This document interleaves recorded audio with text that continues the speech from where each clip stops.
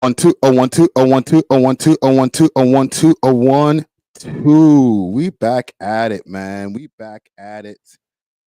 We back at it, man. Wednesday afternoon, 6 p.m. Let me make sure I get my live on over here. I didn't even put on my Instagram live. What's going on, people? We got a lot to get into today, man. A lot to get into, man.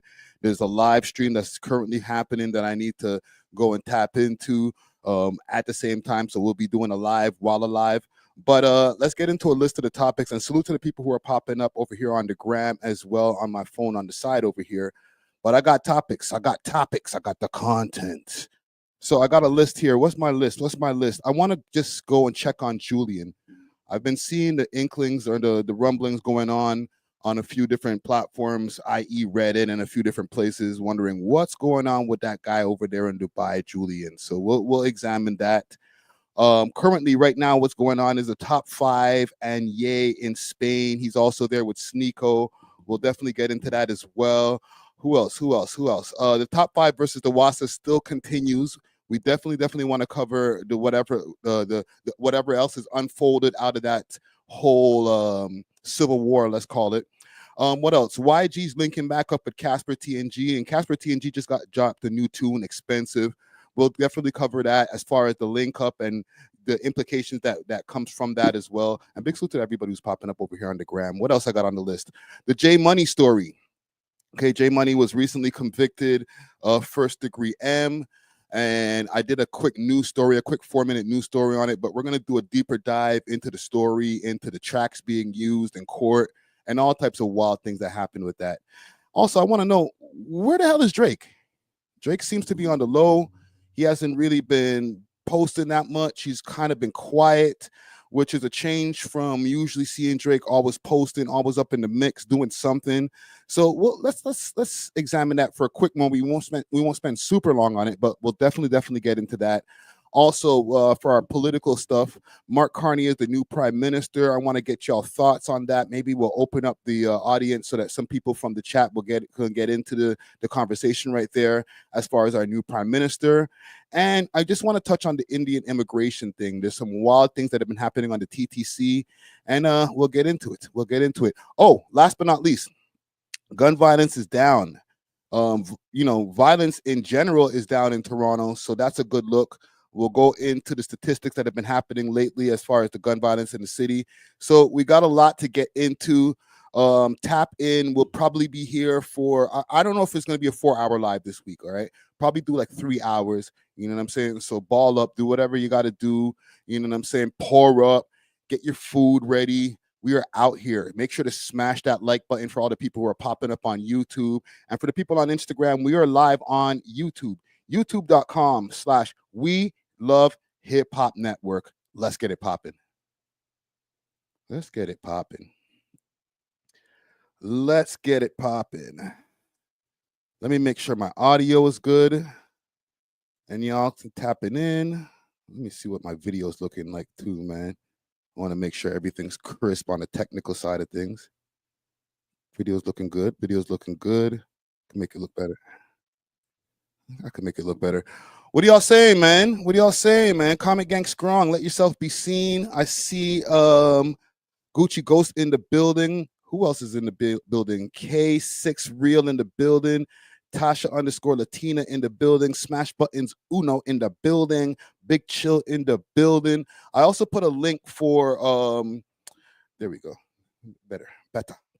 I put a link for the Discord at the top of the chat right there for anybody who wants to join our Discord, okay? We keep the conversation going in on the Discord. Even when we're not live, even when I'm not podcasting, I'm definitely paying attention to what's going on in my Discord. Got it on my phone too, so I try to not miss anything. Big salute to Nina Don in the building, E Mick in the building. We're out here, man. We are out here. Let me get into a couple of salutes to the sponsors, and then we can get into our news topics, all right? Big salute to Brazy Baby in the building, 2-Piece No Biscuit in the building. Let's start off with saluting Diamond Club, a.k.a. Canna-Cans, all right? Diamond Club is the carrier of Canna-Cans. I got a can right here, bada boom, bada bing, of some of that Canna-Cans. Sealed to keep the freshness into all of the cans. super piff. All right, and if you go to the Diamond Club page, you can find edibles, pens, anything you need. All right, make sure to hit them up on their Instagram page if you want delivery across the GTA. Don't step on the keyboard, buddy. If you want delivery across the GTA or delivery across Canada, make sure to hit them up on their Instagram page. That's Canacans_1, or you can find them on the Diamond Club page. That's Diamond Club _Canada 2.0. Make sure when you go to the website, use the code We Love Hip Hop. Get yourself a fat discount. Big salute to Diamond Club. I see them in the chat over here. Yeah. Big salute to Diamond Club. Also, if y'all want some of those, some what do I call this? Just for YouTube reasons, some 420 drank. You got to hit up my people over at Pink Kush Factory. Let me go pull up the page. I'm still waiting for the pitch to come in from Pink Kush Factory. One of my mentor. See that? I've been working, gang. I've been working. Pink Kush. There we go. There we go. Big salute to Pink Kush Factory. They got this. What was this there? The iceberg or ice blue freeze. This was crazy. My favorite flavor is the watermelon. Okay, you can get the THC versions, you can get non-THC versions, but like this right here, this is my favorite right here, the watermelon version. Okay, make sure to hit them up their Instagram page. That's Pink Kush Factory 11. All right, and that's Pink Kush with a Kush with an X. KXSH. All right, Factory 11. Okay, and let them know that the We Love Hip Hop boys sent you over. You heard me. Last but not least, I want to give a big salute to my people at Only Loud, for my people in Ottawa. If you want same-day delivery of some piff, okay, or if you want same-day delivery over here in the GTA, hit up Only Loud. They got delivery across Canada as well. Okay, very dope piff as far as their own, and then they got a whole bunch of different legacy blends under their umbrella. Make sure to hit them up on their Instagram page. That's Only Loud Canada. And you can also find them on Snapchat, onlyloud.ca. Okay. One more thing I want to show y'all before we get into our things here. Where was I going to show you here? There's a show popping off. Quick announcements. Let me go to my homie DJ Law's page. Currency is going to be in town May 11th. Pop out May 11th over at the Phoenix nightclub. All right, that's if I remember correctly, I think it's like 680. Let me double check that. Phoenix nightclub. Phoenix nightclub. Just to get the address here. 410 Sherburne Street. Okay, 410 Sherburne Street. Pop out for the Currency show. With 474, 747. My bad. I'm dyslexic. 747 band. Fendi P, Primo Rice, Young DG or Deji, Super Dave, J Exodus, Focus the Truth, Raw, Spinny, and Christian. Okay, on the Wheels of Steel, DJ Law, and hosted by your boy Friday Ricky Dread. All right, I'll be in attendance. For more information, hit up Clockwork. What is it? Currency420tour.com, or you can go to bookings at clockworkmusic.com. All right. Big salute to the homie JD Era, man. It's gonna be a dope show. Okay. I was gonna do this Julian story first, but there's current things that are happening right now. Big salute to Top 5. I see that they are currently on an app called Party. I tapped in with him earlier before he made the trip. When that whole thing when in the airport, when they're like, yo, Top 5's in the airport. Let me make sure I'm in the center. Y'all remember that post when people were posting all over all the blogs, yo, Top 5's in the airport right now. Where is he going? On some Carmen Sandiego type shit. Where did I post this? I think I posted it on the We Love Hip Hop page. Follow us on Instagram, We Love Hip Hop Network. Yeah.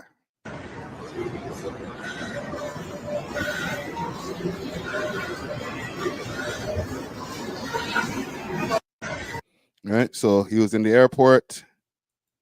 He hollered at me from the airport. He was there with 2 security.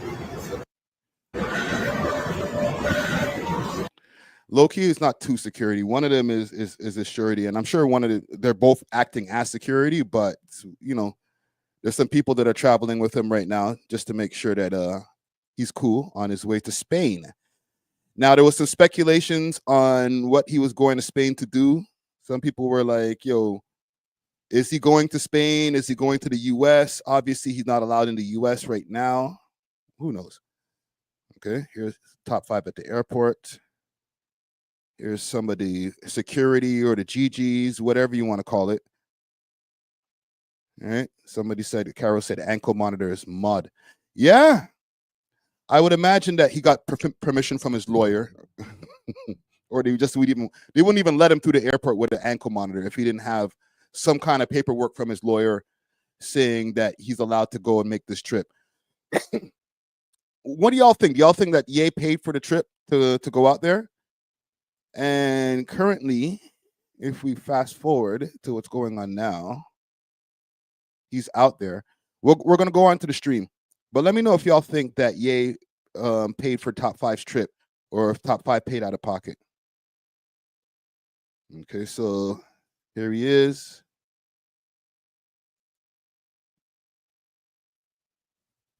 Oh, so early in the stream for those symbols, you know what I mean? You know what I mean? Damn, bro. They got him, bro. Ye got him wearing the chain, man. Okay, so the stream is actually going on right now on an app called Party. Is it stopped? Is it over? Damn, I think the stream is over. Hold on, I'm refreshing it right now. Because I was just on it before we started the stream. I was watching these guys streaming. They were playing Ye's music. Maybe we could rewind this shit. Yeah, stream is done. Okay, here it is over here. Perfect. Oh, man. It's on stream? It should be, It's about to start. It's about to start. It's starting yet? It's about to. As soon as you pick up the calls, it's going to start. Perfect. I see called sauce, brother.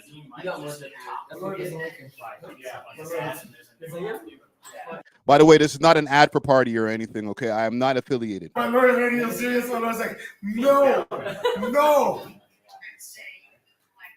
That one surprisingly is Facts. Yeah. Well, so actually, it was a deal. It's not like he got. Yeah, but I'm talking to Hussein. Brian, please fix the refresh thing.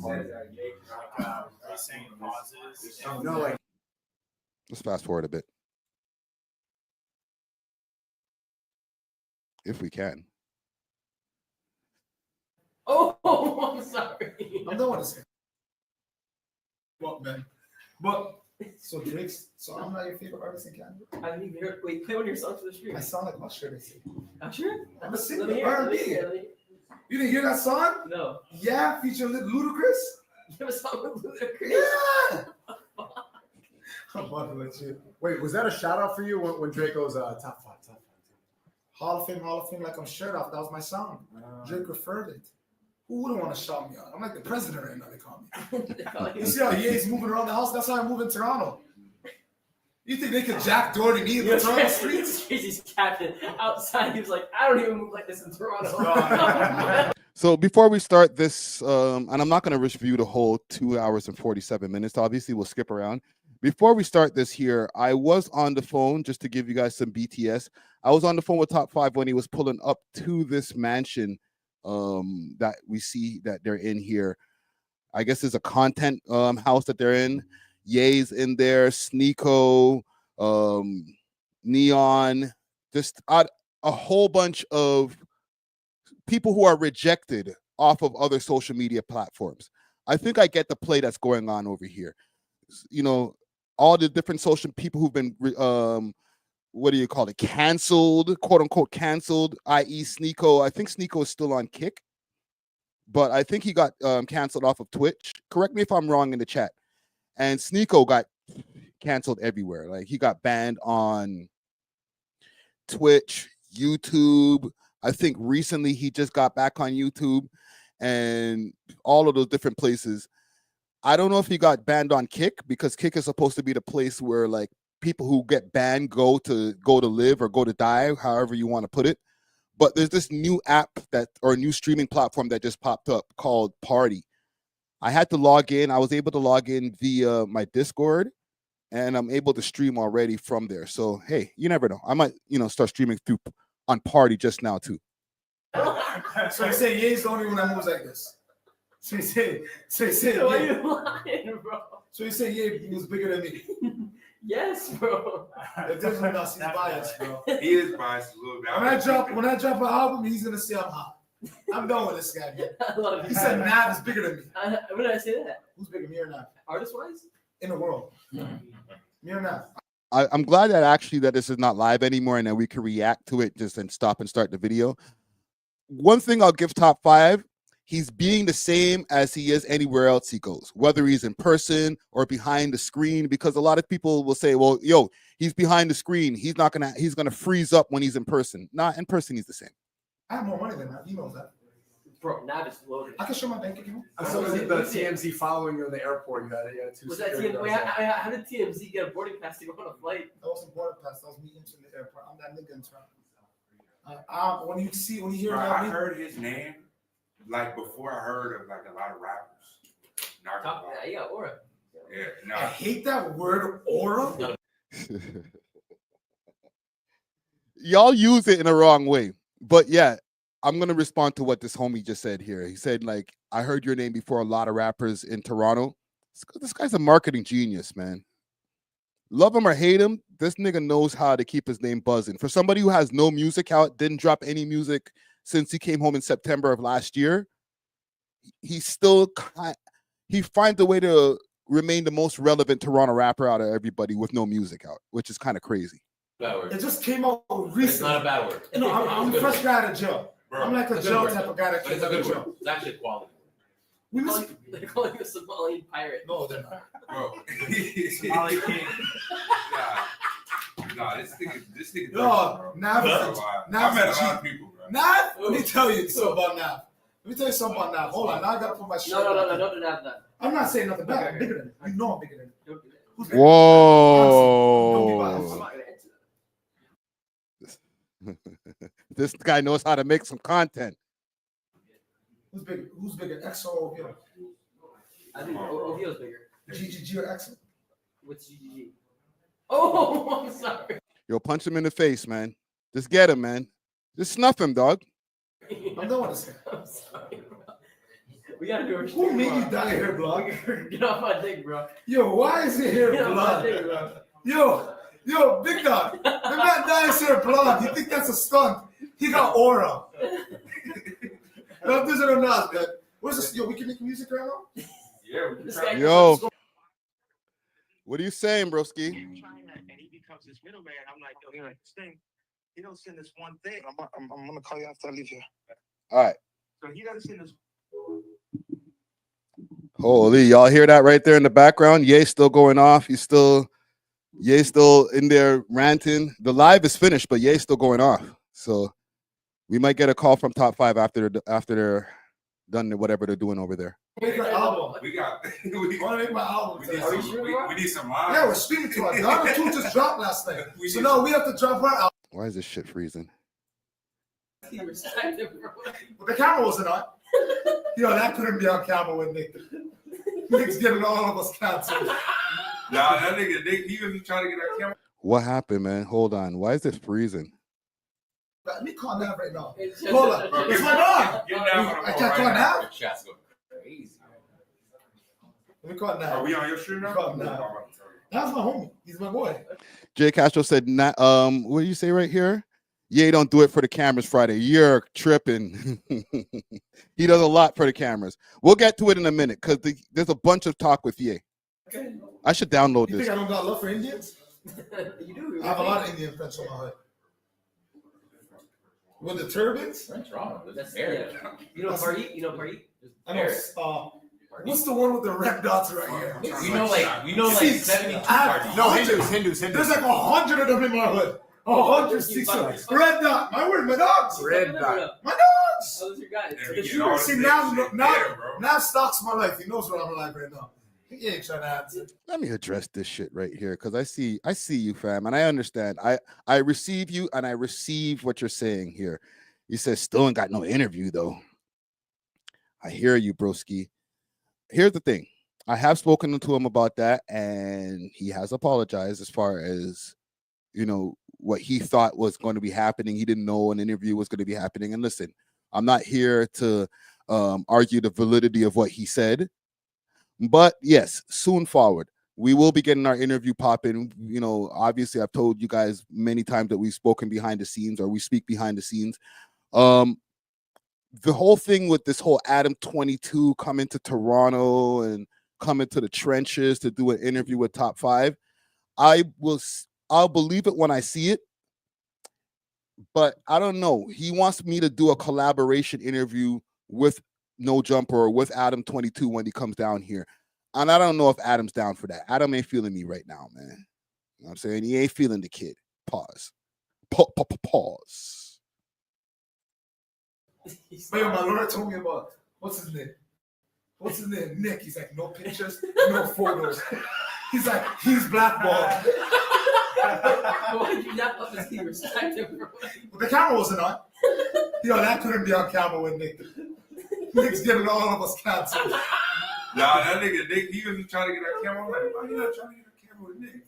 Talking about Nick Fuentes? Yeah. Yo, why you keep looking at the comments? I'm looking at the comments, bro. Oh, it's at 16K now. Sneeko lagging, but Nas wasn't. Look up Donda. Okay, I know it's not me. Did he write Donda? It's them lagging. Huh? Who did he write Donda? Okay, let's go forward a bit. I robbed on Sunset. Listen, he got robbed for all his chains, but they left him with a $300,000 watch. Oh, they're talking about Jack Doherty? I don't care about Jack Doherty. Here? Jack Doherty having my number? After he just gave the statement to the police on Rodale Drive? Does he even know who you are now? Who doesn't know who Top 5 Jack? is? I didn't know. Who doesn't Everyone knows who he is. Bro, I ain't gonna Top lie, 5. everybody knows who he is. All right, bro. so Jack will know who you are. I didn't know what bar he was unless it was Sneeko on there. Just say it. Bro, Drake shouted him Just say it, Sneeko. I didn't know what bar he was. Barty. Who the name something Barty? Fucking clown. Where Barty? Yo! That sounds like a vacation country or something. I ain't Or gonna, isn't that Megan Thee Stallion's ex? Barty? What's the guy's name? Ooh. The rapper Megan Thee This nigga came and controlled the room. Good job, 5. I ain't mad at you, bro. Why do you guys talk like Americans? Like, why? I ain't mad at him. He came in and took over the room, bro. He just shot the hard out. He didn't fight. The only other person who could take oh, is that Nick Fuentes right there? Hold on. I can't have him on my screen neither. Holy, you're tripping. Get that Got Nick, out 3-4 months get that guy out of here. ago. Then they listen, hold on, it's not done. They caught me with a gun last month, allegedly. They charged me like 6 different things. I got framed. So that's why I'm on this ankle monitor. Let me show them once again. You guys see this ankle? Wait, get into the shoes, get into the toes. You guys see this ankle? Serious motherfucking guy. The police want to track everywhere I'm at. They don't know I'm at Ye's house. You know what's gonna hurt them when they check the police station? Where is Top 5 today? Let's see what he's up to. Ye? And thank God they got up, bro. Hold on. Because, you know, we were talking about before us, me and you guys on live, that this guy must have got permission from his PO or his parole officer to be able to go over there. He's got an ankle monitor. How are you going to go through the airport with an ankle monitor? He must be capping, bro. There's no way that you can go through an airport, you got an ankle monitor on, and they just say, yeah, oh, what's that on your leg? Oh, yeah, go ahead. Even when you go through the metal detector and it starts going, beep, beep, beep, it's going to be like, yo, what's that? And they start put the wand down, up and down on you. Nothing. Beep, beep, beep. Right when they get to your leg. What's under your pants? Oh, an ankle monitor? Turn around. Big Chill said that's fake. Where you get those fake ones? Where you buy those, man? You find those on Amazon?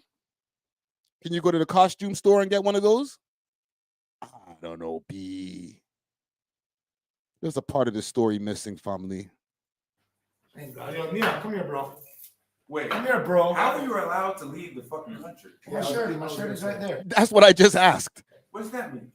Somebody that can watch it. It's caretaker. Why do you guys talk like Americans? Like, why? You Americans Because they're American, nigga. just talk so wrong. Like, caretaker. That's a person that cleans the floor in Toronto. So you're saying, They're not saying it wrong. There's just different ways of saying it. Yeah. says the guy that dyed his hair blonde. Like bathroom, washroom, right? Right? Restroom. How do I spell party, bro? P-A-R-T-Y? P-A-R-T-I. So you stole the name party and changed the Y into an I. You're a sicko. I rate it. You know what? I like how he's comfortable with these guys, man. They're not deriding each other paws. Everybody just seems like they all knew each other from time. You know what I'm saying? Pretty much, bro. Party. Oh, Sneeko. Let me see what Sneeko's up to. Low key, the boy might have to send this guy out as like the Toronto ambassador when he's not around or something. Look, listen, man, I know y'all are like, yo, chill Friday. That's a little bit too much, but he seems comfortable in the room with a bunch of just people who got mad money. He's not like, yo, oh my God, it's you. You know how some niggas would be, bro. Some niggas wouldn't be able to handle being around this, like even like a Neon or somebody. They'd be all deriding, like, yo, bro, I've been watching your stream sometime. I watch you for hours all the time, bro. You know what I'm talking about, gang. Not just acting like you're supposed to be there, like really acting out of pocket, out of place, like, yo, bro, oh, yo, man, take a picture for him. Like, nah, calm down, G. It's me, Timothy. That's how you gotta act when you're in the room, fam. Like, or keep a level, equal ground of it. Stay humble, but still know yourself, fam. Why you want to listen to me so much? Because Hey, what jail you was in? Toronto. How jail? Well, they're asking him mad questions for real. You want to see a picture? Hold on. Respect my gangsters. Hold on. I had a photo shoot in jail. Hold on. The prison. Hold on. Jail Is this not a photo shoot? The jail camera looks like our hotel. Is this not a photo shoot in jail? They got queen size beds. That's not a photo shoot in jail? Yeah, then he had a dirt bike. Did he do some? They're about to disrespect us, bro. Oh, y'all got queen size beds in the jails over there. All right, bro. All right, because it's Canadian, right? I know. I don't know. Free Diddy. Freedom's a must. I don't wish nobody in jail. Everything else. This look, Nia. This wasn't a photo shoot in jail. That was in jail? I thought that shit was in the movies with the all orange. You think Jack Doherty can ever go to range in jail? It would only be. I'm gonna leave you alone, Brian. You want me on party bad, eh? Bro, like I said, I think you could go 16 hours a day. You I don't don't got turn off. energy like that, bro. After this, I'm getting the Spanish girls, the chicas. Okay, let's get to the Ye shit. Where is Ye?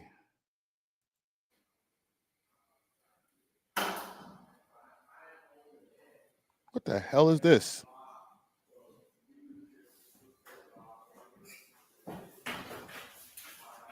Cutting the stream for What? Have you ever? There we go. And I know if he ever found out I gave it to Ye. Ta-da! I'm gonna show you guys the most Jewish thing I will lie. Now listen, I didn't get a chance to review this ahead of time, so I don't know what's gonna happen next. I'm just letting you know I'm gonna have to probably cut a lot of this out of the replay because this nigga Ye goes left. He starts saying words that you just cannot use on YouTube. Hence why this is not anywhere near a YouTube. Like, I don't even think Ye can spell YouTube anymore. But I'm just letting you know. I'm gonna tread lightly. Yeah. Like, it's fine. That's the most thing that, you know what I mean? I'm scared. I just know he's gonna say something crazy. Got stupid quiet. Well, go on. No, now it's no signal. Okay, when Ye comes in the room, no signal. All right, bro. Get to it, man. I said, give me your perspective on what you feel we should sample.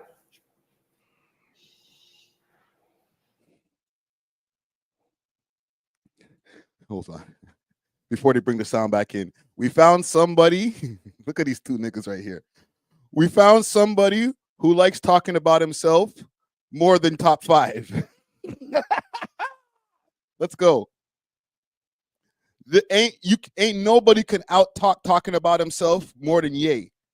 So top 5, you had an hour and a half to talk shit to everybody. Okay, you had an hour and a half to talk to everybody, tell them about your story and about the pictures in your phone, all this, all that. I'm the guy. I'm Drake Shooter. Okay. Ye's here now. Time for me to talk about me. I'm Ye. Phone call. I didn't put that. Take the volume off. It's something going on with the signal over here.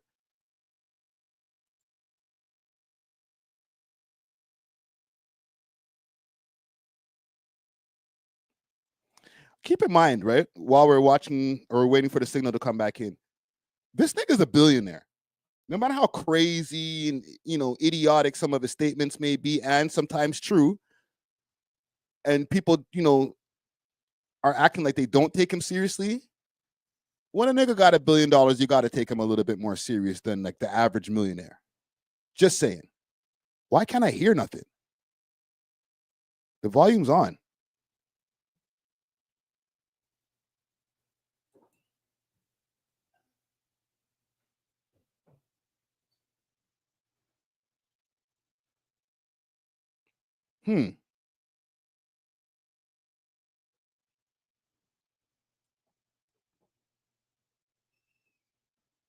These guys are having this guy's having like an intense conversation with no volume. Can we get some volume?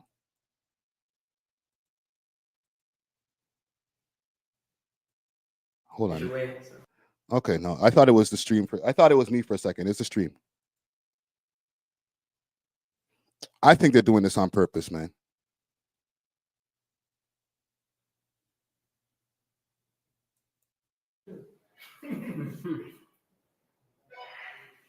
Hate to say, told you so. Right? I think they did that on purpose, gang. But no, seriously.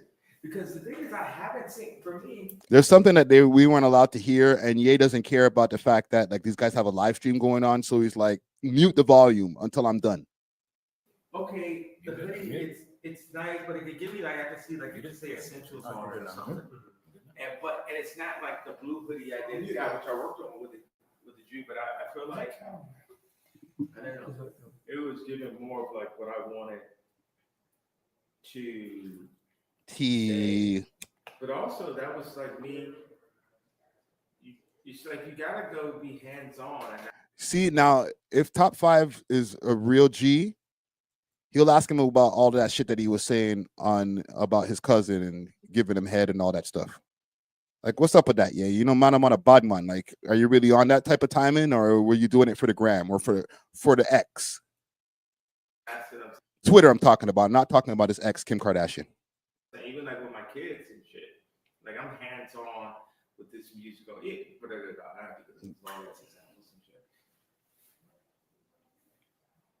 But it's like, where do you even start? How do you start being hands-on with your kids when like you don't have access to them at all? How are you already talking about your kids and how you ain't got no access to them and da da da da da?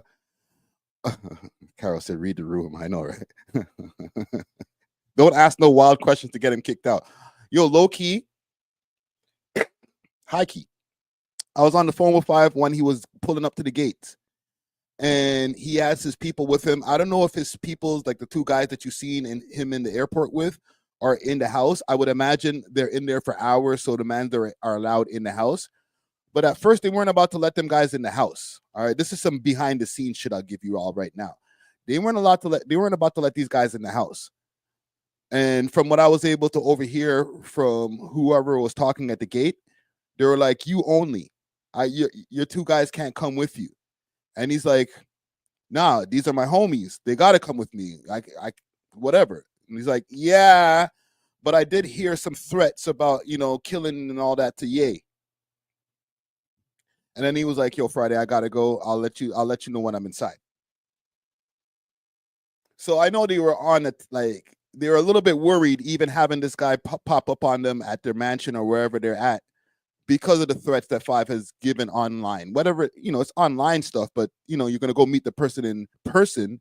You never know if this guy might have the smoke for you when he meets you in person. All right. What are you saying here, Big Chill? Jeffree Star booked Coleman suing Kanye, trying to get head of it. Pause. No Diddy. Whoa. Hey, yo. Hold on. Where's my sound effects? Where's my goddamn sound effects? Hey, yo. I should have went with Five to Spain. Listen, I wasn't invited. And if I was, like, I would have went. I would have went. I was about to say, listen, I got shit to do, man. I'm busy, man. Oh, go to Ye and meet Spain. Go to Spain and meet Ye. Yeah, I'm going. And people would just be like, yo, did you see your kids? He'll be like, yo. When was the last time you seen your kids? Hold on. It's not just about seeing them, though. Seeing the kids, it's literally like a mentality of, like, when we get locked up. I told you, you see your kids. No, did you raise your kids? Like, yo, hey, did you see your collection? Did you see your new Yeezys? Oh, we just use your name and we're gonna do whatever we want with your name. We're gonna put, and then society is gonna be cooler to legal. I feel like he asked him a specific question. When was the last time that you seen your kids, Mr. West? This guy's like, it's kind of like, when's the last time that I had Yeezys and Donda 2 out now? Like, nigga, stay focused.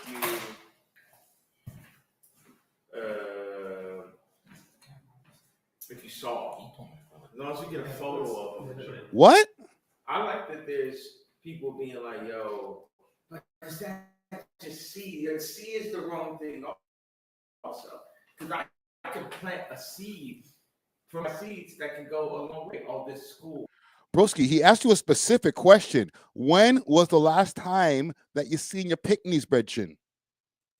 Or this direction. Oh, are we like, doing Bible study or something? Like I was going at it so hard. But also for me, I feel like could have been like the alcohol. Definitely was like the sex, the distractions and shit like that. Like that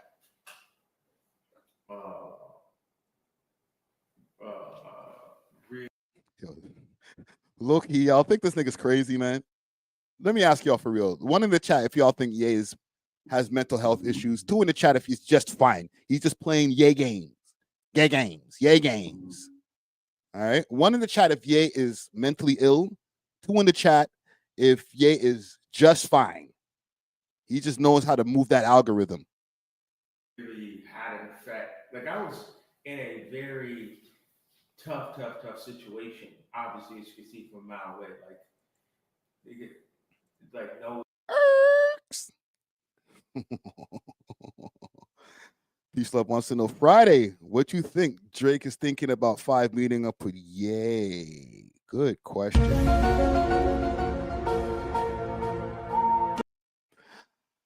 Well, funny you asked that.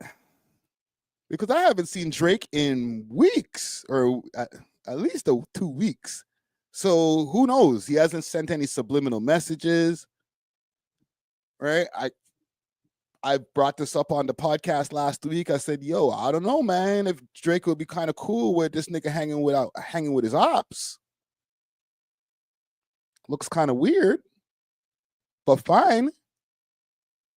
Salute to Dusty Wallace. He was like, nah, bro, maybe he sent him in.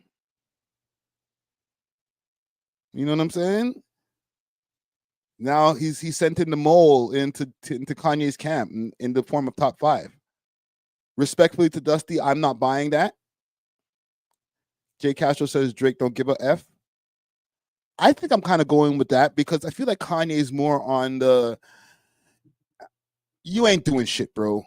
You're just having a mental health breakdown in front of us.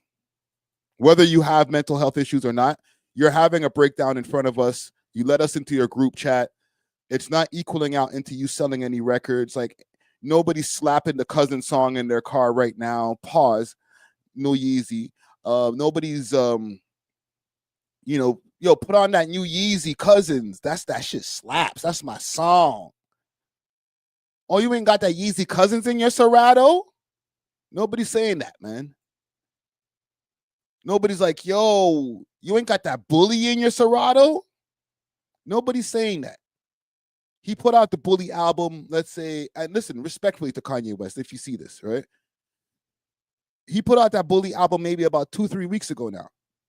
He put it up on YouTube, and then he took it down because he was mad at people looking at the numbers. Yo, we shouldn't be able to look at the numbers and listen with our eyes and blah, blah, blah, blah, blah, blah. Sounds like a lot of cap to me, fam. So, bring it full circle as far as Drake and them, man. It's not like this nigga's affecting their market share. Drake and Kanye can drop an album on the same day. Kanye will drop it on a platform where nobody can find it, and Drake will just have it on the streaming platforms where everybody can find it. Guess who will win in the sales that week? And I know somebody's going to jump in the comments and be like, yo, Vulture was #1 on the Billboard chart. So what? Did you like it? Because more people thought it was trash than people thought it was good. Minus Carnival and whatever other song that were all right. All right. Not great. All right. Salute to Ty Dolla $ign who carried that shit. There are men who really manage that situation, unless they became what do you call them? Eunuchs? They don't have Unix. Yeah. They don't have that. Yeah, they don't have no say so and shit. Do what they Brazy Baby wants to know, am I proud of Top 5's accomplishment? Absolutely. I think this is a super W for Top 5. Right? But I think Ye is content now. I'm sure he has things that he really means of what he's saying, but it's not equaling out to him selling clothes. He doesn't have control of the Yeezy sneakers anymore. His website, I don't know. I think the last thing that they had on the website with the T-shirt with the sign on it. I'm still trying to figure out what he wants our attention for. Because I guarantee that next album, if that Cousin shit and more songs like Cousins are on it, and the song itself sounds good, like the guitar, like the acoustic sound on the song, and his flow pattern was cool, but harmonizing, gave your cousin head, give your cousin head, like not a banger. But for 5, great. You know what I'm saying? This is a good look for Toronto rappers. Like, yo, you can get around Ye, he can get you connections to a whole bunch of other people. But Ye himself, he a mess. They gonna scream at me. Yo, how you telling people don't have no say so that people know that? What are you talking about? And they know that I'm gonna give my say so.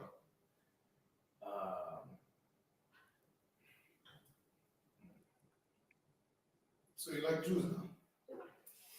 What?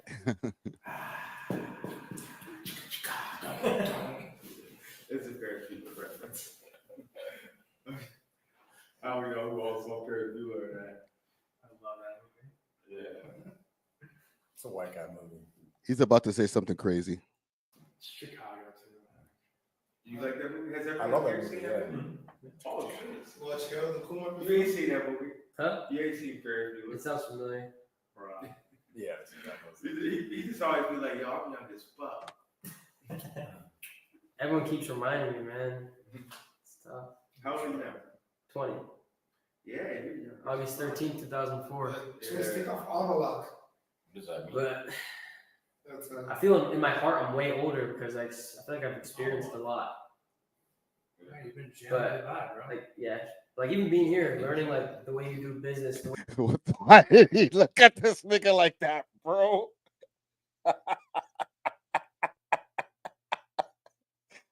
I don't know if y'all know what I'm laughing at, man. Holy shit, man. Look at the look he gave this nigga when he started talking about struggle. That Said, what? You went to jail? Shut the hell up, bro. really had an effect. Like I was in a very. So you like Jews now? Yo, what kind of question is that? He just always be like, yo, I'm young as fuck. Everyone keeps reminding me, man. It's tough. How old are you now? 20. Watch his face. August 13th, 2004. Just take off auto lock. But That's I feel in my heart I'm way older because I feel like I've experienced a lot. You've been But What? What did you experience? I can see what this nigga's thinking right now. Like, tell me, what did you experience, broski? Run it down. Let's go. Let's play Oppression Olympics. like, yeah, like even being here, learning like the way you do business, the way you move, it's really good to see this type of stuff because you're very hardworking and you get your way. So. You know, I think a lot of people in music are less hardworking and they're not so concerned about getting with their ways. But also, it's not, you know, it's not. This nigga just focused on, I got the content. Fuck what these guys are saying right now. I got the content. Just my way, it is the way. I'm not saying that's just because they have Christians here, but it is. It's like, it's God's way. There's things where, let's say God won't give you anything that you can't handle. There may be a reason if like Nas is pushing a certain idea or Sneako's pushing a certain idea on the edit, and then there's this friction, this push and pull. God did. Like my dad, the fact that I can say I talked to my dad about it, the fact that I said that was a big thing for me to say to him too. I literally told that man, I was like, yo,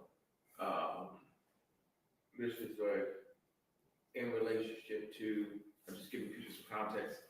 I told him, this nigga's out of there. He's like, all right, bro. All right. Nigga, you talking too much. I don't care about this shit. And it's like a Dub Charlie is more like the devil you know kind of situation. And you don't know him enough. I'm trying to figure out what these day-to-day streams are when it comes to Ye, because Ye's been streaming a lot, and I feel like he's trying to do something with the whole streaming universe. Like he's trying to immerse himself in the whole streaming game, and he's linking up with guys like Sneeko and Neon. Neon wasn't there before. He was just there with Sneeko the day before, and Neon wasn't there, and now he's linked up with Neon. So he's adding streamers to the bunch. Okay. I know Drake just did the steak stream the other day, or the kick stream the other day. And, you know, that couldn't be a counteraction to that. It could be Ye trying to keep up with the times, or he might just become a full streamer. But it's kind of weird because all these streams become mini Ye fest. Like, let's just talk to Ye, ask him questions, let him bug out, let him play music. It's not Ye interacting with the stream, it's everybody interacting with Ye. And that's fine if that's what the plan is. Okay. But dare I say, maybe Ye might be too much of a narcissist to do a stream with other people, because they're not gonna, once Ye gets into the room, they're not gonna spread it around on, yo, let's talk to everybody else. Like I seen he just asked Neon a couple of questions, but then Ye is gonna go on a couple of rants that are gonna be 30 minutes long each. I want to get to a part here that I seen posted. Yeah. Oh, here we go. I passed it. Oh, it's 5. How you let him do that to you, bro? Right here. J. Cole's a piece of shit. Oh, he dissed J. Cole. To people. And it was something about both like J. Cole and Kendrick, their music sort of like, it reminds me of each other and shit like that. Like, it's just not that sauce to me like that. It's like, Baby Keem is that like, yo, the fuck, this is like the best, you know, human on the planet. This shit this nigga saying is so ill. Like when we were like finding people on Donda, and I'm not gonna act like I didn't ask Drake to be on Donda and Kendrick to be on Donda and like Yeah, the Drake biggest to be on rappers. Donda? Yeah, absolutely, and Donda too. Really? Yes, but then he. This goes back to what I was saying. Like, Drake ain't fucking with this guy, bro. I ain't trying to be on your music, fam. One, that Larry Hoover concert, yeah, cool. Okay, thank you. Jay Prince made us link up. All right, yeah, together, we're friends. After that, he was just like, this idiot, crazy youth. Drake probably already knew about the little fishy activities that were going on with my youth before he did the cousin songs. He was like, bruh, that you over there, I don't know about him. Not recently, but I was supposed to go when he was doing the like the up tempo album. Hey, yo, that comment is crazy. Nigga said the Mac missile show says yeah, go top 5. Hold on. Oh shit. W comment. And it always be a thing. But my thought is like, look, right now, after all this, like, and I understand, I guess people consider Kendrick real. I saw this shit with Ben Affleck saying that Kendrick was one of his favorite rappers. I was like, bro, anybody that Kendrick is one of his favorite rappers don't know about rap. Doesn't know what real. So you agree, Drake rap? Wow. He's really just trying to get under Kendrick Lamar's skin. I don't think Kendrick's gonna diss this nigga, bro. No matter how many times he tries to diss Kendrick, I think Kendrick feels the same way Drake feels about him. That's one thing they can agree on. They're like, he's just talking crazy talk over there. Let him talk. We ain't paying him no attention. He wanted to do the Like That remix. Like, nah, bro, your verse is trash. Or the favorite line, my favorite line of the whole shit was like, you rap like you try to keep the slave streak, or whatever that line was. That was like my favorite bar, and it used to eat me up. And I could, the fact that I liked that bar and I was on Drake's side, I felt like I was wearing a Trump hat again. Like no one, like I couldn't tell people. It really like created like a vibration and not being able to. Can I say something on the stream? Jake was a piece of shit. He threw up the flag after the war got hot. You agree on that? Yes.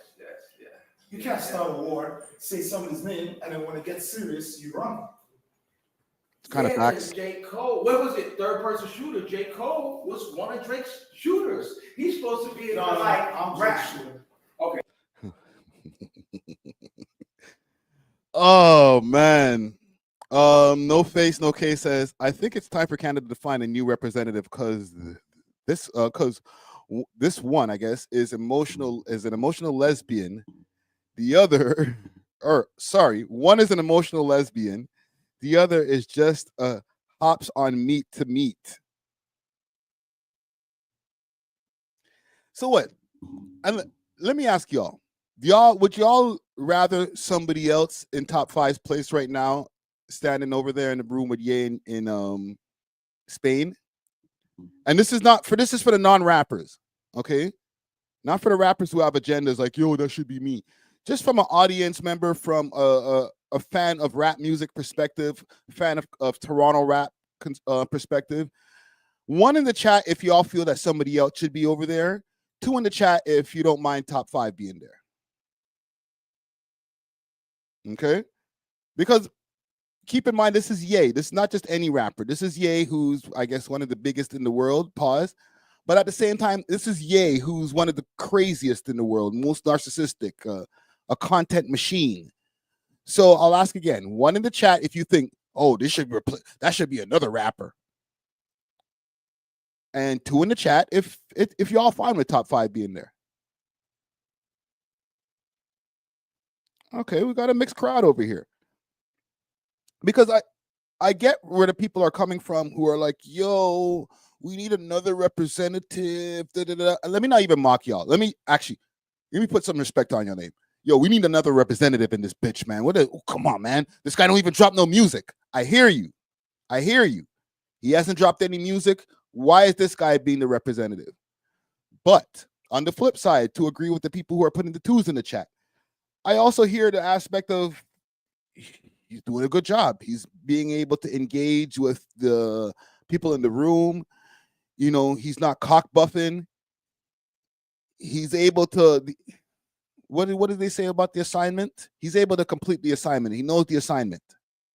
Where I don't know if any, with all due respect to a lot of other Toronto rappers out there, some of the more talented ones have no personality, or their personality is kind of mid, respectfully. So, and they also, there's people who are on the more mesquite side of things, who they might have more left-leaning standards, who are not going to get into a room with Ye. I would never. Like, the man's about to put a freaking swahiha thing on his neck. You know what I'm saying? I don't know about that. I don't know if that's kind of pushing the line.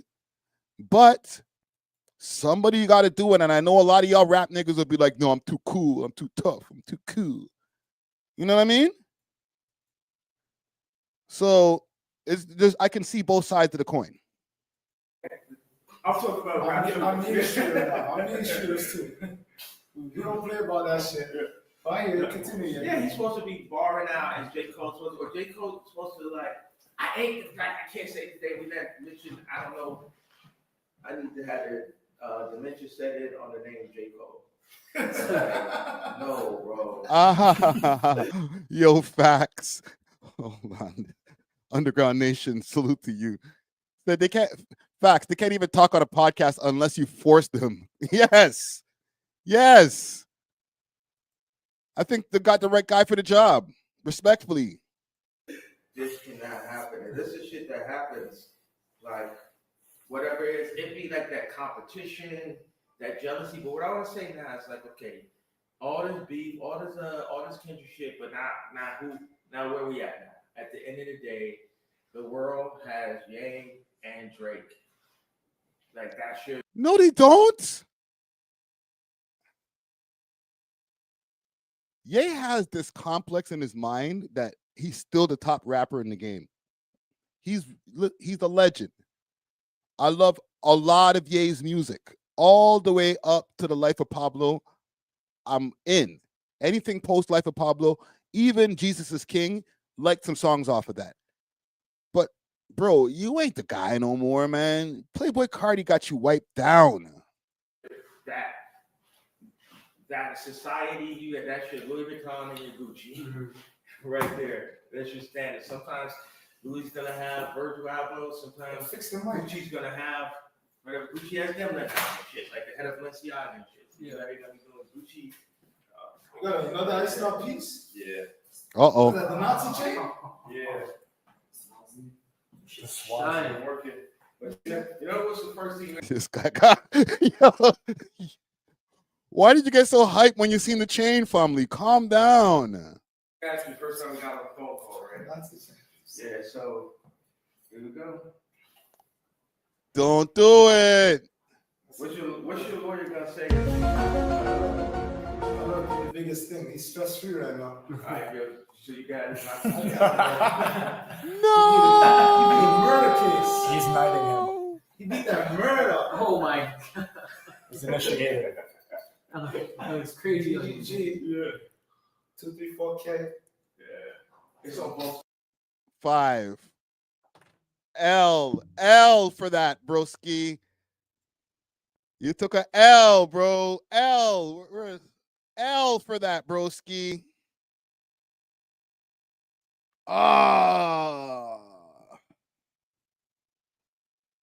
Gang. I know Ye put him in a precarious position. Like, yo, you're here. Is Five's lawyer Jewish? If his lawyer's Jewish,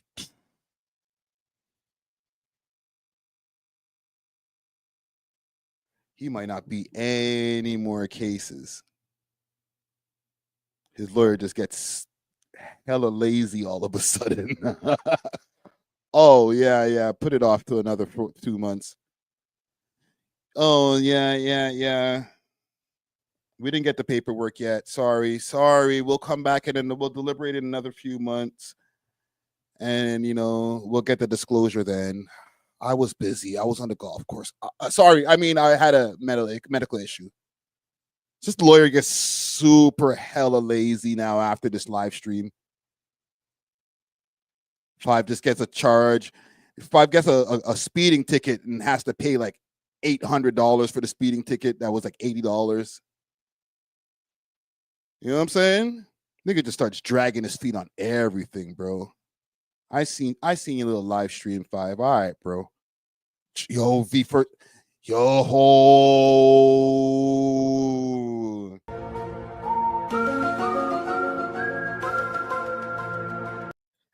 Drizzy at home, like, yeah, on some Toronto man shit. Yeah, that's what's going on over there. That's what that's what mans them are supporting. Okay, family.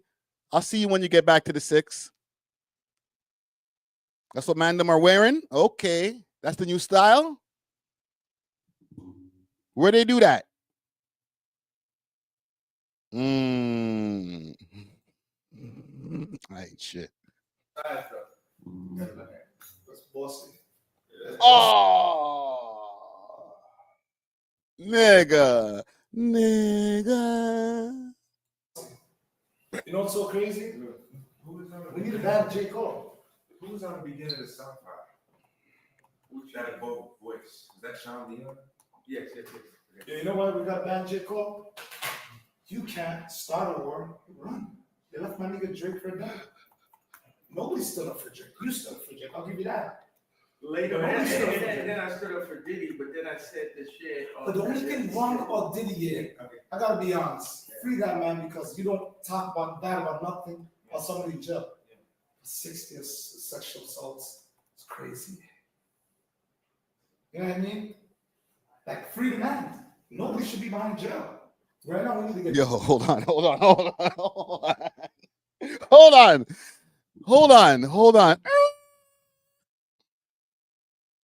And y'all want somebody else to go there instead? Cap. You know these niggas ain't gonna be like, free Diddy. Yo, come on, man.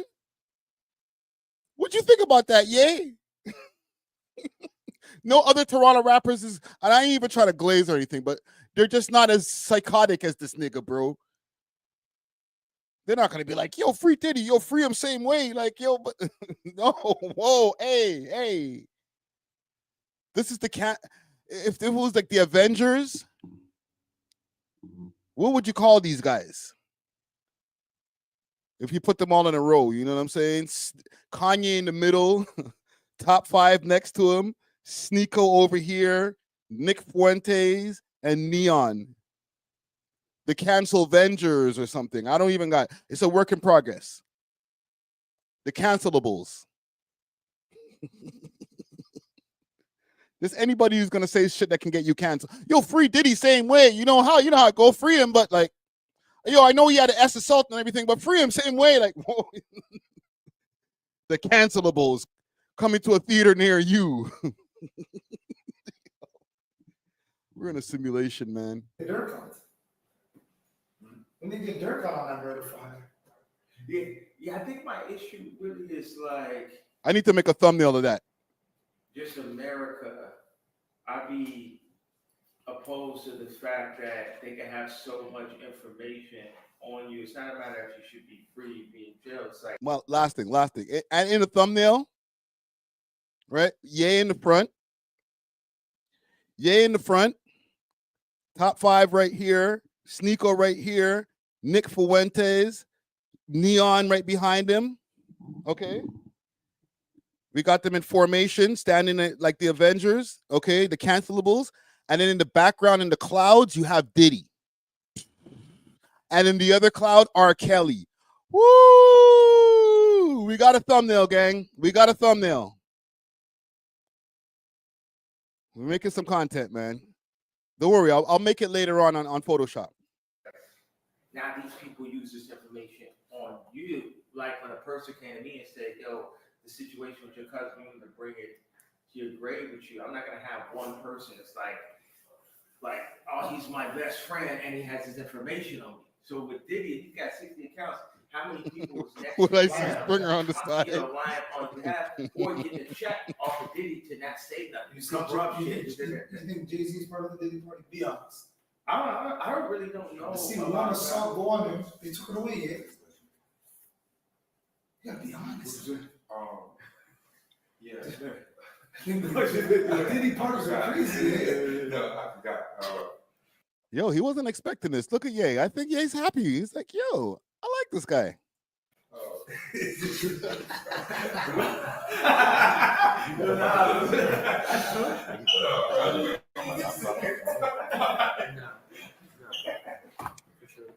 Yo, did you intentionally do those mumbles on the beginning of your verse on SoundCloud? He's all the way. Oh, yeah, I want to do those. All right. Log one.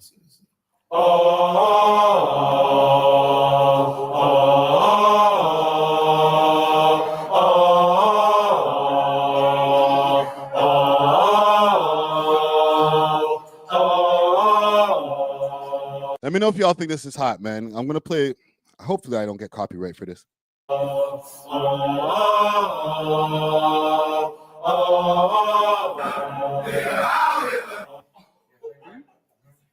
kick that nigga.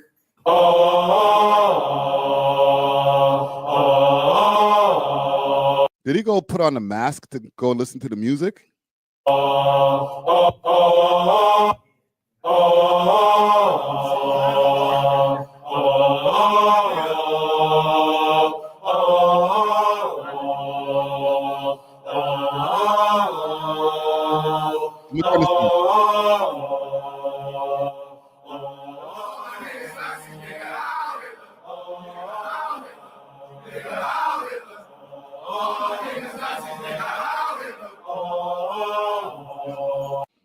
Can you get to the tune? We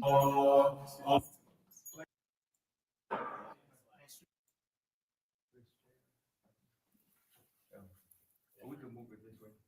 I want to move this way. Yo, low key, and no Yeezy. Diddy. Yeezy's just in a room with a bunch of 20-something-year-old niggas. I kind of get what he's doing. Okay, on not on no funny shit. He's trying to get all that young energy around him. He's trying to get inspired. You know what I'm saying? He's got all these young engineers around, producers, streamers. Yo, you guys can live stream. That's what they're doing now these days, right? That's what the kids is doing nowadays, right? They live streaming. Okay, so y'all could live stream in the background while I'm cooking up some beats. You know, ain't that what that Black Boy Max kid be doing? Let me do it. I'm Yeezy. I get it. Lamar Lashley said pause. Pause. Yeah, I said pause. But, you know, just Yeezy and a bunch of young men. That's what kind of vibe he's on right there. Just Yeezy and the boys. Let's hear it for the boys. Yeah, let me use your camera. Yeah, regardless, you can. Not one girl in sight. I think like 5-10 minutes away. They don't understand. Shout out Sneak Up. Check your text. Sure. A real no ma'am convention.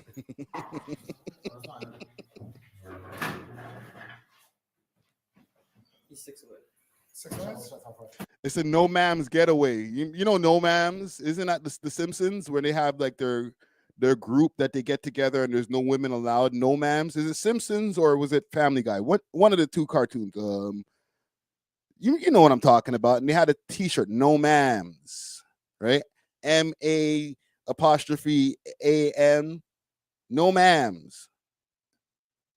No ladies allowed. Only the man them. Respectfully to you, 5. All right. Just blink twice, my nigga.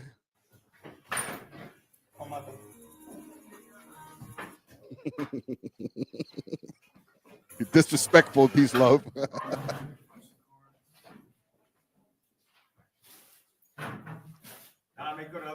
Lisa Adele Monroe, that is a Buddhist symbol. That's not the symbol you're talking about. It's a Buddhist symbol. It's married with children.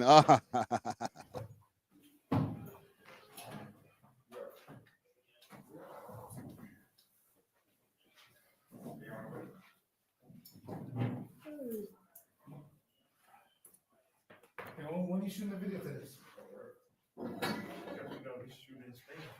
Right? Don't worry, I got you. This is what these niggas is doing. I'm just making content, fam. So when you see this back later, I'm just clowning you a little bit, all right? This is what these niggas is doing. Live from Chicago, it's Jerry Springer, the masculine broadcast of the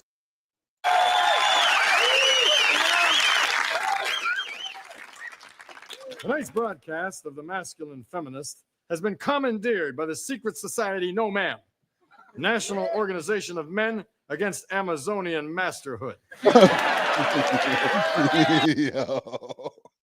It's the mind them.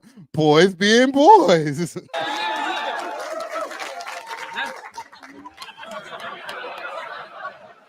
I would reveal my true They got Jerry held hostage, ovulate, honestly. identity, but for political reasons, I cannot. But do not take me lightly. I once scored 4 touchdowns in a single game for Kofi. Let's go, Al Bundy. The GOAT. I am showing my age. I'm an old ass nigga, bro. It's not a secret, man. You can go on Reddit. I'm 65 years old, man. Going on 70. Let's get back to the party. Boys being boys. You and Drake gotta do an album together and blah, blah. Like that has to happen. That's the No estrogen in the room. I'm saying after all this Kendrick shit, after all the J. Cole shit and all that, J. now Cole's a what? bitch. I want to let everybody know. You don't like You don't start a war and run away. right? Tell You you. started it. This nigga mentioned J. Cole about 3 to 4 times now. He's definitely trying to start up something with J. Cole. He wants J. Cole to mention him in a bar. Started a war and cooked. But how did he just said a rap bar And then he dropped a diss and he deleted the diss record in fucking 24 hours. Oh no, but the bar when Kendrick was like, ain't no top 3, it's just top me. It's like, what was that wrong with the J. Cole line other than J. Cole rapping at all? Ever? You know, Kendrick got short man syndrome. I don't know who that is. Who you speaking to? Referring to again? Kendrick Lamar. I don't know who that is. K-Dot. I do not know who you're talking about. I do not know who you're speaking. Good. Wow. Me neither. Yo, for my Kendrick fans that are in the comments, man, listen, man, calm down. That's your boy. That's your FBA boy. Chicago Ye. It ain't us. Is Ye not like us or not like y'all? Let me know, man. You know, the man made a whole song. They not like us. He's talking about Drake. He wasn't talking about Canada. But is Ye in that category? He not like them? You know, Ye not like us? Because he's been sending a lot of shots. He's acting like he don't know who this nigga is. This man is running around doing a full world tour or full national tour right now. Oh, you don't know who he is? All right, bro. All right, bro. You ain't not like us. You might need a remix. I don't know if Kendrick's going to respond to this nigga, but he's sending a lot. It's not even disrespectful now. It's like, there's not one Kendrick song I can name. That's what I'm saying, man. No. Wow. I refuse to be like inside of any of the fucking, mind manipulation, this, that, shit for the old niggas and shit. Give a fuck about what niggas on their fucking podcast. I was thinking about Joe Budden and shit, actually. But I don't have no issue My bad. with Joe Budden serious. What I'm trying to say is like, there's this thing when I would like be working on music where I would be thinking about what old niggas would listen to and young niggas at the same time. Like I would want, you know, the Kamala Harris ass niggas to want to enjoy. I wanted everybody to enjoy shit. Not it's not about. It's about I enjoy it. Like Hell Hitler is like my favorite shit. But you haven't heard, so we gotta play you some Yeah, more. let me hear the album shit. When's this album dropping? When's the album dropping? 31st. Well, I mean, we was talking about See dropping this. the performance? Yeah. That's crazy. That is Respectfully, ain't nobody checking for that shit, nigga. crazy. So I can open up for you in Korea? Why not? Why not? Why not? Stamp it. It's right there. We got it. It's right there. Stamp it. He's opening for him in Korea. Hold him to it. We got it. How you gotta do a song with consequence though. And do a record. Do it. How you just throw consequence on a nigga, bro? You got to go hang out with my son, though, okay? Please? I think that's too fast. It's too fast for that style of beat. So I went from 150 to 165. Yo, Carol, you're disrespectful. 165 is the tempo of the other one. I ain't going to respond. I ain't going to read that back over, but well, let's let it sit on the screen for a second. Now I'm talking about this one. What tempo is this? Right? Take my kids from me, Benny. With all of the money and fame, I still don't get to see.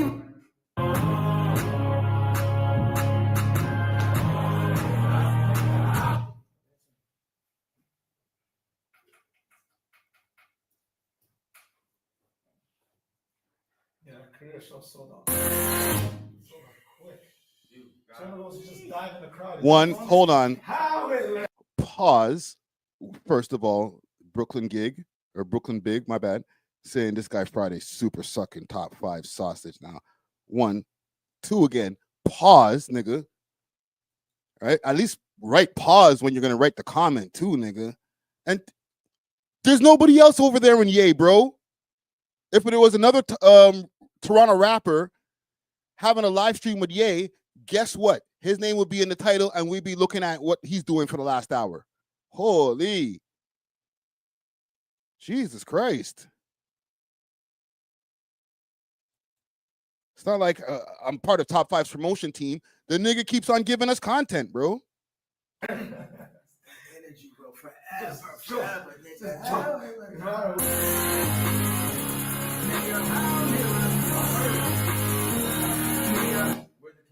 Hold on. What did he say in the hook right there?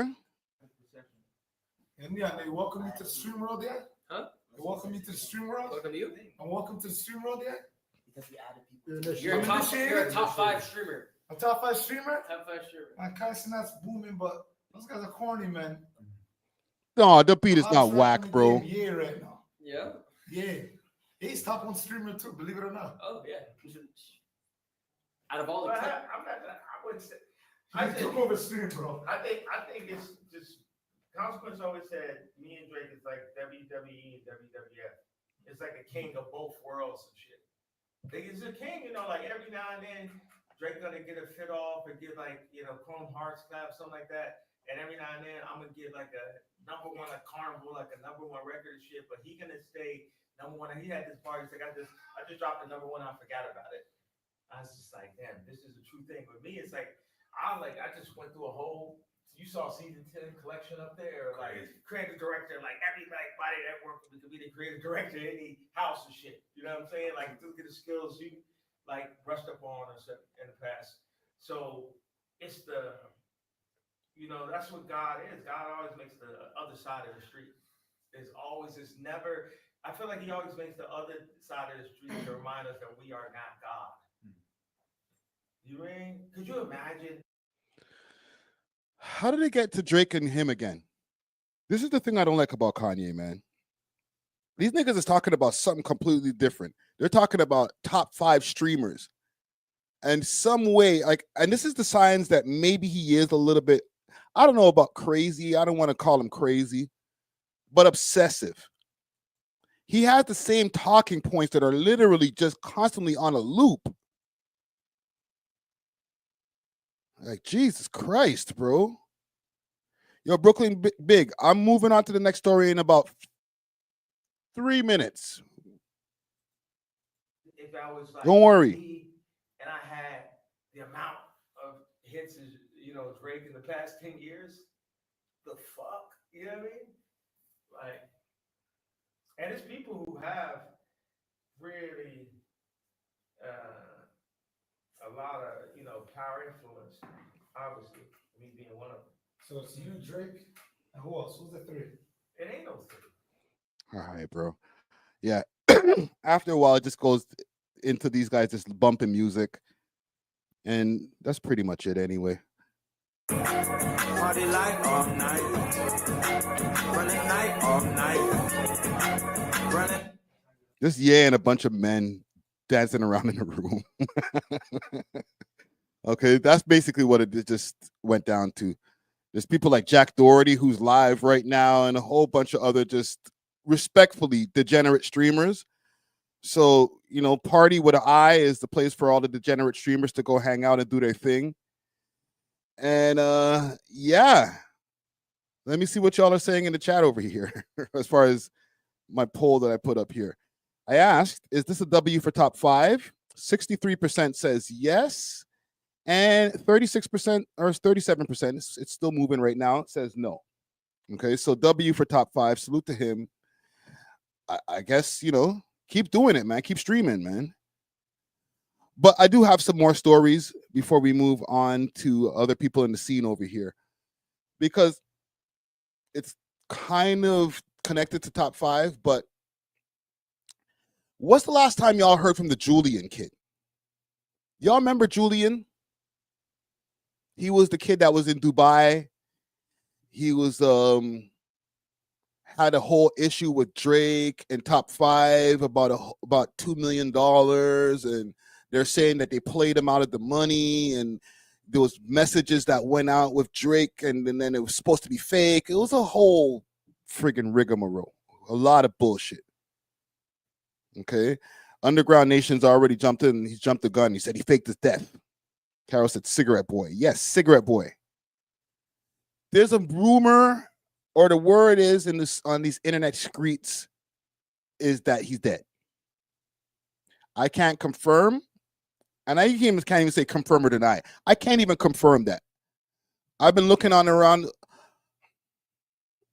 I'll be honest with y'all. About 2 to 3 people have asked me BTS, not on any chat forums or whatever, on the phone, like, yo, whatever happened to that kid that was all over the internet for a space of about, let's say, 2-3 weeks, maybe a month, and then all of a sudden, crickets. So I said, you know what? I'm gonna look into it. And this is by the first time I heard it. And I never looked into it. By the third time, I was like, yo, I might need to look into this for real. That nigga might be. I found something on Reddit, obviously. You know I live on the Reddit. Oh, actually, it wasn't Reddit, but let me show you what I just, why I'm saying oh to. See these niggas? This is why I'm telling you this shit is fishy, fam. I had a link available. Gone. And the link was asking, is this nigga dead?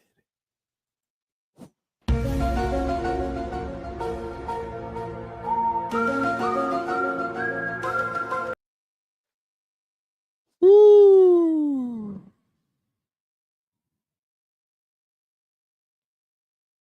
I'm low key, my heart is kind of pumping because I'm like, damn, why did they erase this? It was on 6th Trench. These niggas really erased the post. This is what I'm saying. And if you go on his page,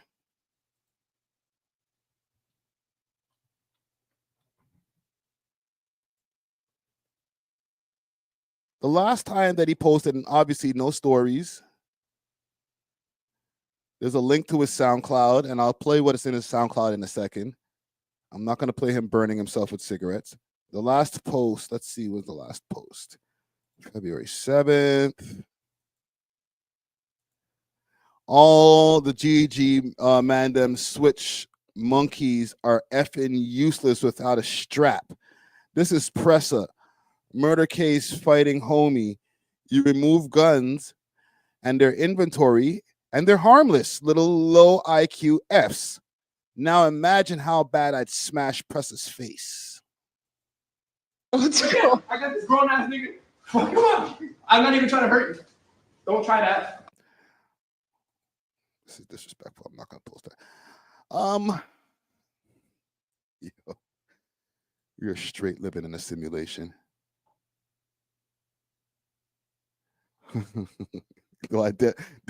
Oh, what do you mean whole podcast lock off? Yo, calm down, family.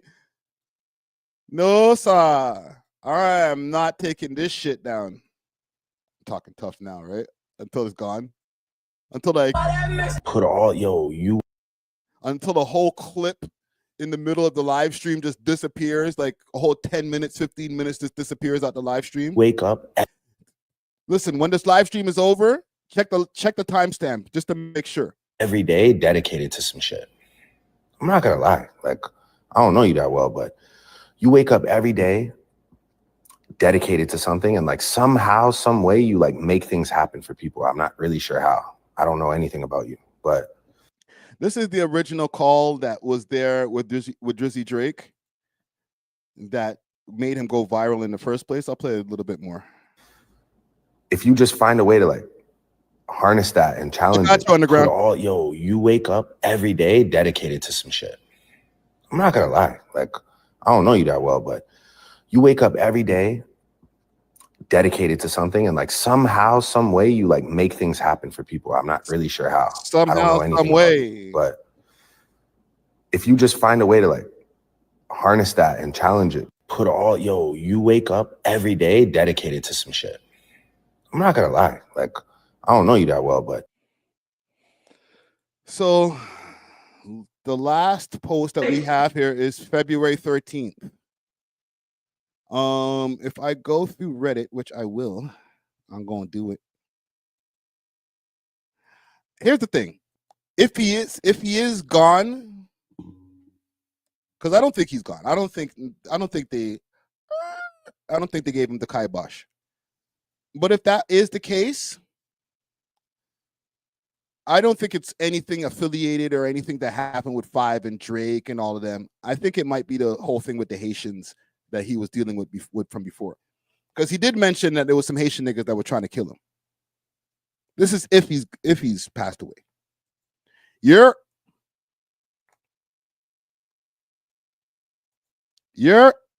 unmute your mic, yo. Unmute your mic, yo.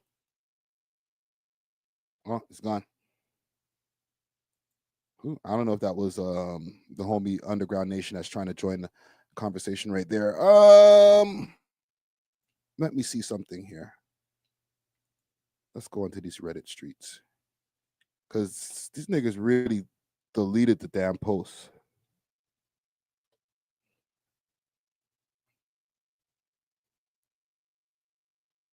Okay, here we go. We got action. So Julian, CEO Turbo Page left me on scene. We have a collabo post together. I called Dubai police and family members. Only one of his friends said he might be. I call Cap. And I don't know what this is here. Nation. Yo. Telling y'all, bro. That's my post, by the way. That's my Reddit. That's you? Yeah, bro. I called Dubai police. Okay. I called the Dubai police and they told me that no information about his death. I called the hotel room. He was staying at the Palm Royal Atlantis. They told me that his room, they told me no information, but basically told me that no reservation on his name. And I called some family members because his dad died. Rest in peace to his dad. Rest in peace. Julian CEO's dad died, and I made them connect me to his family. And the second I got that phone number, they told me that, yo, who's this Montreal number trying to call us? And then they hung up the phone on me. And one person sort of confirmed his death. And that was his crypto friend. Okay. But who is his crypto friend? Let me check IG. His crypto friend basically told me he might be off, but honestly, bro, I'm telling you, yo, he's not dead. He's faking his death because I called him a couple times on his Turbo account. Okay. He was trying to start this whole stream, whatever. And that Turbo stream account, I have a collabo post with him. I called him. He follows me back and everything. He left me on scene. So hold on. I need some more context. So that Turbo stuff, do you believe that that's him by himself that runs that, or is it like a company that he signed to? No, it's him by himself. He was trying to start it up. I even like applied, and I was that was back in the days. I actually applied to be one of his turbo streamer. I'm like, yo, I'm Haitian too. I'm out here. What's up? Right. I'm telling y'all, he's faking his death, and his girlfriend is still posting like usual. And yeah, Julian's faking his death. That's so let what me I ask think. you, do you think we, as a Haitian man, sac passé, all right? Or are you Haitian? Are you Haitian? It's full Haitian. Okay, sac passé. Is there any validity to him being under pressure by some Haitian guys? That's what Top 5 said, and honestly, no, fuck what Top 5 says. What do you say? What do I say is that he comes from a rustic family. I seen the old pictures. It's like, it's like, the family was not all up like that. And like I said, bro, I called Dubai police. Straight up. The hotel I called the station that was across the hotel where we were staying at, and they told me, nope, no one died. So, bro, I know a lot of people on Reddit are saying, "Oh, he's off his meds, and you're off. He's back on his med, and he clicked off the internet, and I'm back, and I'm off my meds, and I'm tweaking." But, bro, I had to check it out, bro. I did a stream. There was 800 people on there, and they told, like, bro, I did a whole research, bro. When I say the whole research, I found out, like, bro, how would I know that his dad died? Like, I legit called the funeral place where his dad died, and they put me in contact with his family. And when I called the family members, they're just, yo, who's that Montreal number trying to call us? And then they hung up. As soon as I said, hey, y'all know Julian, hung up. I don't think he's dead. His girlfriend is still posting the same. His girlfriend's posting the same type of pictures that she would post. She's in London right now doing her thing, and honestly, bro, I don't think Julian is. I don't think he's dead. He left me on scene on his Turbo account. So I'm trying to find something here while we're having our conversation, because, and I'll post on the screen what I'm looking for here, because there was a picture of Meek Mill that went out not too long ago. Let's see if I can pull up my Googles here, because there was a picture of Meek Mill that went out not too long ago. And let's see if I can find it if I just do a Google search. Meek Mill white girls. This. Wow. That might be a better one. Yo, I already seen the blonde. I seen the blonde hair, man. That's his girlfriend, no? No, well, this was in Dubai. And when I saw this picture with the two white girls, the first thing that came to my mind is one of these girls look hella familiar. Can I get a close-up of this shit? I'm trying to get a better picture of this shit. Hold on. Let me see if I can go to the site where it's at. It's probably gone by now. See if the link still works. Hold on, I'll make it back smaller. There's another one. Because when I saw that picture, that they look like the two girls that he was hanging with. You don't remember the two girls that he was hanging out with at the time? Yes, bro. I DM'd the girl, bro. The girl only, you know why I think it's fake is because the girl, that blonde girl, reposted the fake news. So she didn't repost anything else but the fake news about it. And she, bro, check her.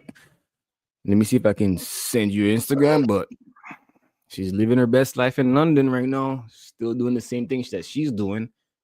Only one person confirmed his death, and that was his crypto friend that I found on Reddit. Like I looked through a bunch of posts, and like I said, bro, I called Dubai police, the police that was stationed right across the Royal Atlantis, and yeah, like they told me straight up, no, Julian is dead. So that's all I gotta say about it. I think that he's faking his death, and like I said, I have a collabo post with the Turbo account. I have a whole collabo post with them.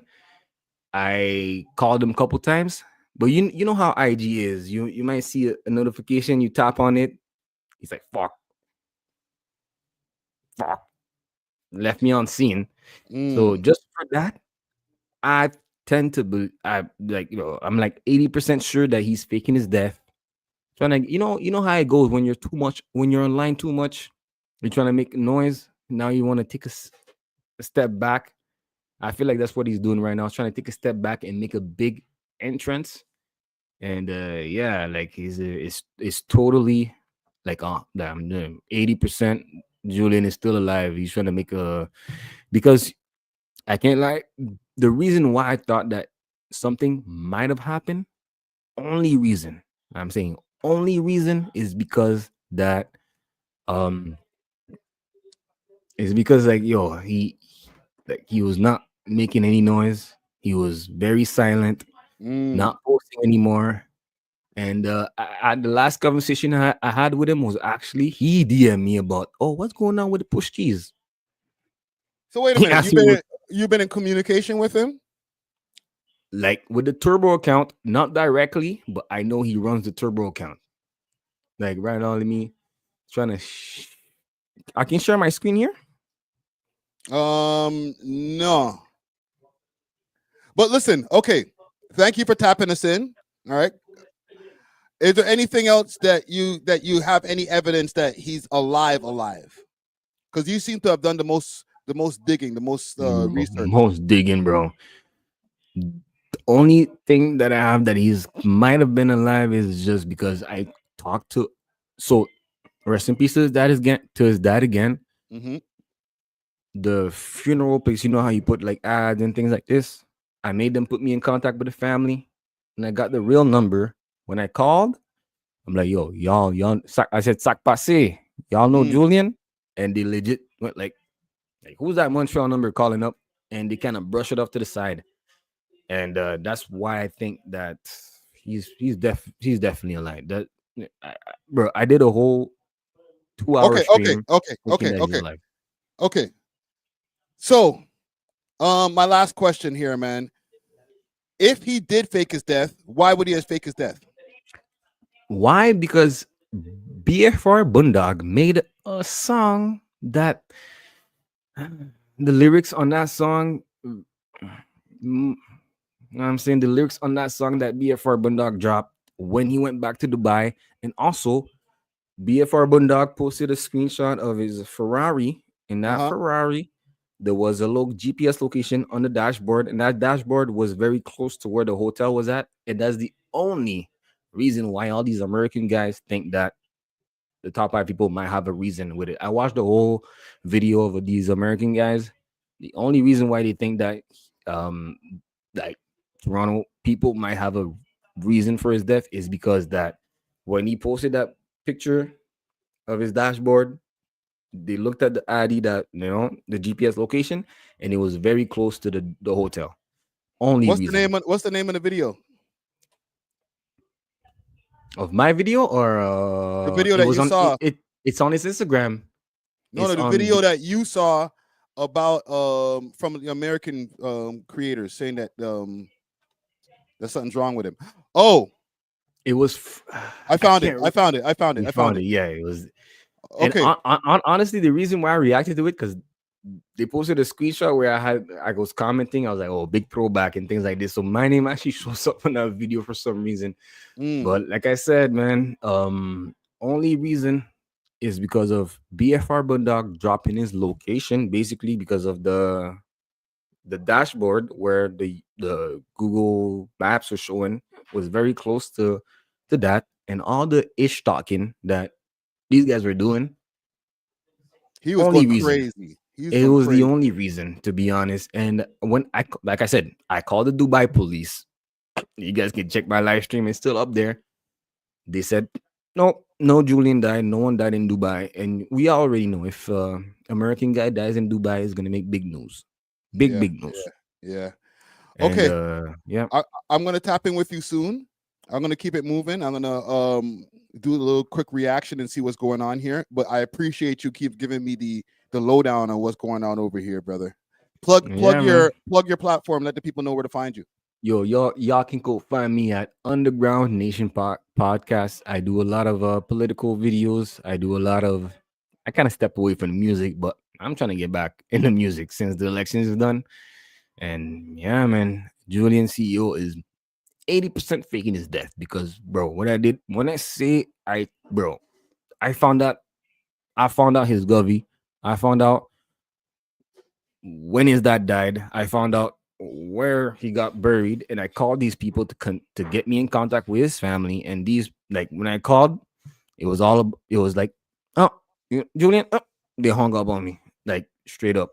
So if it was a real death, they would have like probably talked to me a little more because they don't know who I am. The only person who sorry, brother. My bad, because you were getting a little long-winded here, brother. We got to keep it moving, though. No worries, man. But bro, he's big in his death, man. All right, brother. Peace. As a content creator, I don't like when people loop back around. Like we heard that part already. Respectfully, you know what I'm saying? Nigga just keeps on in a loop. Hold on, let's pull up this content here, and then we're gonna get off of the story here. I know it's not pressing news, but it's just something it's piqued my attention. What's going on, y'all? Like, comment, subscribe if you haven't done so already. If you'd like to donate to the channel, the Cash App's at the top right corner. Courtesy of A.W.O.L. Of the video. But let's get into it, man, because we got to talk about this Julian situation. Now, if you don't know who Julian is an individual who had claimed to have paid Drake to do some type of collab with him. Now, he's claimed to have paid Drake about $2 million, somewhere around there, and claimed that he got scammed. He said that. Okay, we know all that part. Drake told you give him $2 million and he gonna flip it for you? Come on, bro. Yes, like I have screenshots of that. I have screenshots of Drake on his real Facebook. So the people who don't know who he is or who are kind of looping into the live right now, this is the gentleman that we're talking about, the one that's missing. All right, he had the whole debacle with Drake and Top 5 and a $2 million. Hack Top Telegram. I gave him a Richard Mille, my Bubba Watson factory set with the diamonds. I gave it to him under the impression that once all these Drake promises were fulfilled, that he was going to be able to keep the Mille. So as you could see, he had said that he was supposed to collab with Drake. I guess give him money. He gambles with it on stake and then flips it, gives it back. He thought it would be a good idea, so that way he could befriend Drake, collab with him, probably do something with him. And it never happened. It never happened. He tried to create a relationship with Drake's henchman, with Drake's goon, and it just didn't really work out that way. I guess they ended up having a falling out because he never followed through with the deal that he had promised Julian. And that's when Julian started becoming unhinged. That's a 20-year-old. You hear it? Yeah, for trying to do sweet. If anybody looks at your page, brother, so I guess he's gonna give the breakdown of what I just told y'all in the beginning. Let's get to his theories. Giving the money, Drake using it for stake, Drake using it, and he was supposed to go live with Julian. He was supposed to entertain this kid. However, way things publicly. Okay, here we get to some other shit. Let's go. Because like I said, and like Certified Boogeyman had posted, Julian at this point becomes very unhinged. He got ripped off millions of dollars. He's upset. In the last video, he was trying to explain the situation to academics. You see all right here in this Certified Boogeyman post here on it says RIP Julian in his caption. Oh, 138 or 183 likes on this too. Because he was saying stuff like this on live. Even Drake is scared to get a little Rico today. When I found the Russian governor to call the U.S. embassy and play him all these fucking voice notes that Top sent me about shooting up the fucking weekend manager's house and hitting the security guard. So Julian is obviously saying a lot of things. Now, remind you, he's hung out with Drake's henchmen. He hung out with Drake's people. So the things that Julian is saying, he's implying because he hung out with Drake's people. So when he says stuff like this, it's... Yo, the theories are flying right now. Let's go. Seems like he's talking from a place of knowledge. Seems like he's talking about something that he's aware of that they had told him in secret. But since they're all having a falling out over this money, Julian is becoming unhinged and saying all these things publicly on clips like this, as well as the live stream with academics.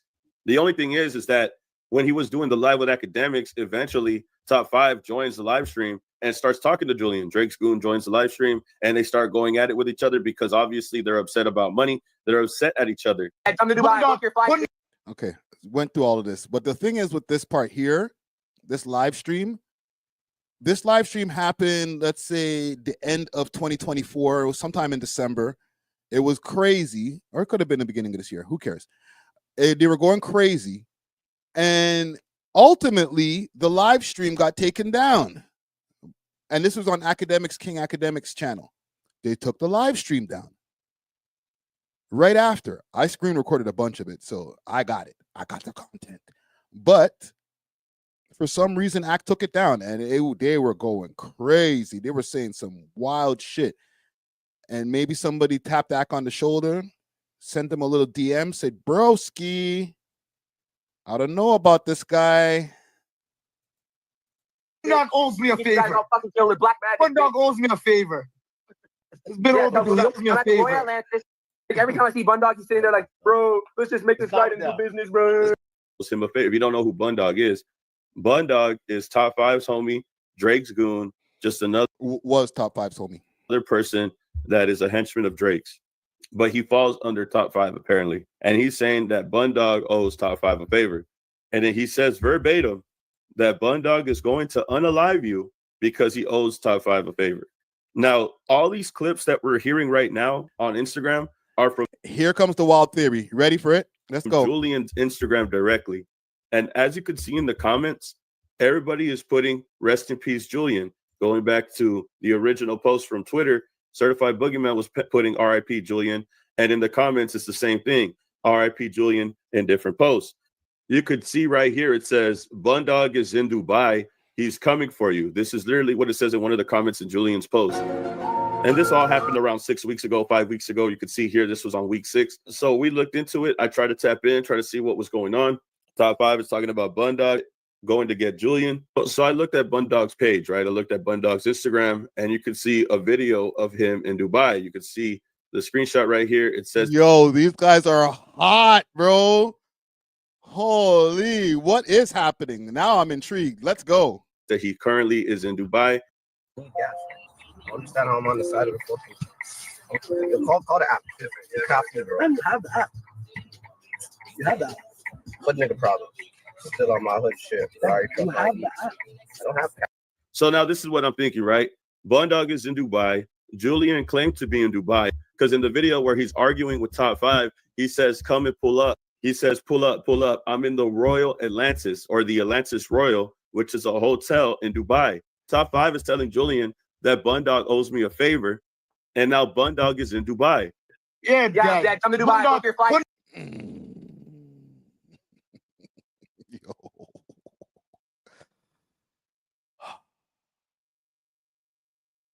Anything but the norm, says the contact creator needs to be added to the lawsuit. Facts. Yeah. Gang, should I stay here? Do I back out? Get out of there Friday, or do we go deeper? One in the chat if y'all want to go deeper into the story. 2 in the chat if it's like, yo, no, back out Friday. Back out. Another topic. Next topic. Because we can go deeper into this. 1 in the chat if y'all want me to go deeper and deeper. All right. RIP to boss. Or back out Friday. Just leave. Leave it. Leave it alone. I heard too many X-Ball sounds.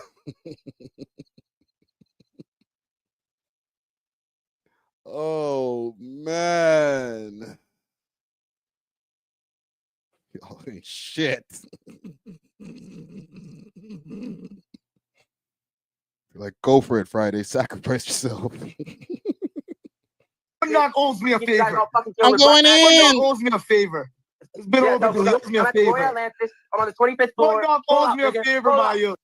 So as you can see, Julian is saying, I'm at the Royal and Atlantis, or it could also be known as the Atlantis Royal. And he's telling them to pull up. Well, if you look up the Atlantis Royal on Google, you can see it's in this location over there in Dubai, right? This is the Atlantis Royal that Julian is telling him to pull up at. This is where he drops his location when he's talking to Top 5, where Top 5 is saying that Bundog owes him a favor. Hold on. Who's this again? The Bill on YouTube. All right. We just reacting, bro. I didn't compile this, man. Holy shit. If we go to the Instagram video, he shows his GPS location and it says E44 Al-Kail Road. So I looked up that address. This is the Atlantis Royal where Julian is supposed to stay at. And this is E44 on the map. And as you can see here, it says E44 Al-Kail Road, the same road that Bundog is on currently while he's in Dubai. And it just so happens that this road is not that far from the Atlantis Royal. It's right there, and it's all the way over here. About come on, dog. You know all the hotels and all that should be in the same area in Dubai, bro. Don't do that, man. A 15-minute drive to get to the Atlantis Royal. So now it's starting to make sense. Nobody could find Julian. Julian hasn't posted in a really long time. Top 5 is saying that Bundog owes him a favor. Bundog goes to Dubai. Now all of a sudden we don't hear from Julian, and Bundog so happens to be in the area at the hotel where Julian had stayed at. But where's Julian? I'm not going to sit here and say if Julian is here with us or not. What do you mean by that, sir? What are you trying to deduce from all of those conclusions right there? Huh? What are you trying to say, bro? I don't know where he is. It hasn't been confirmed. But where is he? Because this is starting to look strange. Now, Certified Boogeyman has done his own research, and there's currently a crypto wallet going around in the Dark Kenny Reddit with a lot more scathing information. If you, I'm gonna ask you guys in a poll. Okay, look at them on friends. How many of us have them? Friends, ones we can depend on. Want to check it out? You can check it out on Reddit. But Certified Boogeyman came to find out that Julian has a marked past. Julian has a sketchy history with cryptocurrency, and Certified Boogeyman was able to keep tabs on Julian and his digital account, his digital footprint. And he was able to confirm with us on live stream that Julian hasn't used his crypto wallet in about 100 days. Oh, and nobody's heard from Julian online for about 6 weeks. So this is when everybody starts spamming RIP Julian. And this is when people start questioning the whereabouts of Julian. Where is Julian? Is Julian okay? Is Julian with us? What is going on? We have Bundog out here in Dubai, and people are saying that it's GG's for Julian because Bundog is in Dubai. People are spamming that in his comment. This is from 6 weeks ago. So let's do a little backtracking because now these guys are beefing. So they've been beefing for the last, let's say, week and a half, 2 weeks. 6 weeks ago, they were still cool. I am not trying to add 2 and 2 to put these guys on the shit. I still think this nigga's alive. I believe what Underground Nation is saying. I also believe that even if he has passed away, that them niggas ain't got nothing to do with it. And I'm not even trying to protect mans or whatever because they're from Toronto. I'm really going with the theory that it sounds cool to be like, oh, the GG's got him or the Wasas got him. But he had a lot more problems going on than the GGs and the Wasas. He had issues with G Herbo. He had issues with the Haitians, like we mentioned earlier. He had a lot of different issues. Like those guys were new. Y'all got to get in line. All right. Let us kill him first. You kill him. You kill him later. If you still got something left, then you can kill him then. You know what I'm saying? But it wasn't like, oh, let me get to him first. No, they got him, bro. If they got him for this money, then no matter how hot he was allegedly making them or quote unquote making them, I don't think these guys were like, yo, we're going to have to go to Dubai and take his life. But some of those other people that he had dealings with, apparently with the Haitian guys, they're saying that he ran off with a shitload of money from those guys.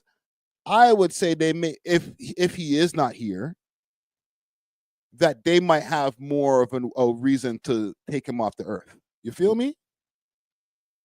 Rather than the Wassas because of some internet beef. Spencer Edwards says, so you telling me Bundog off Julian in Dubai, a country that has little to no gun crime, somewhere where you can leave your laptop outside and nobody will steal it? Bundog shot him there and got away. Thank you, Spencer. Welcome to the chat with the common sense. I'm not saying that y'all, but y'all ain't helping, man. Y'all are like, yeah, he dead.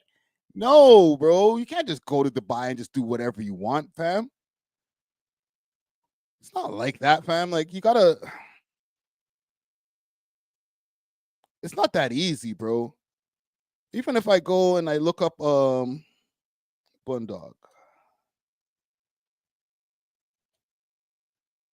Because I have a short with Bundog.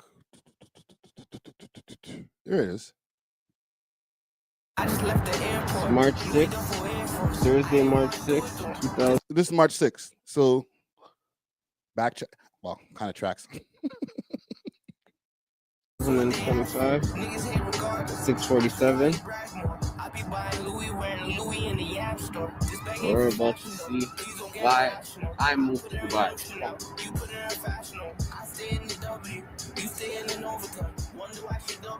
He said he moved to Dubai. So it's not even on some he just passing through. He said he moved there. Hey, this is news to me. I didn't even listen to the short that I posted myself. I'm gonna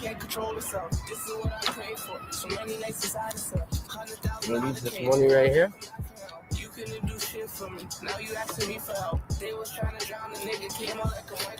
By tonight, still gonna be here. 8:14. Gonna get back my money. That Dubai money. Check it out. You know it. Let's go 2 million right here. Come look at the bill. You know it ain't happening. You know that. Right, just to prove the point of what Spencer was saying in the chat. Back and get my money and get out of here. Only in Dubai. They ain't touching your money. Come to Dubai, it's safe. You leave 2 mil outside, you come back 12 hours later, it will be here. Mark my words, it will be here. Pack this safely. Right. It will be. This guy took 2 mil and left it out all night and came back and the shit was still there. Publicity stunt? Maybe, I don't know. Maybe it's all camera tricks. Or maybe it really happened. Be here. Hello, Akbar. Don't try this at home, kids. Get out of here. Get the fuck out of here. Let's go, man. Talk your shit, Bundog. Let's go, man. I fuck with Bundog heavy, bro. What's going? Hood nigga problem. Still on my hood shit. Sorry, I don't have that. So now this is what I'm thinking, right? Bundog is in Dubai. Julian claimed to be in Dubai because in the video where a favor, and now Bundog is in Dubai. Yeah, Dad. Come to Dubai. Bundog owes me a favor. Bundog owes me a favor. It's been over. He owes me a favor. I'm on the 25th floor. Bundog owes me a favor, Mayu. So as you can see, Julian is saying, I'm at the Royal and Atlantis, or it could also be known as the Atlantis Royal, and he's telling them to pull up. Well, if you look up the Atlantis Royal on Google, you can see it's in this location over there in Dubai, right?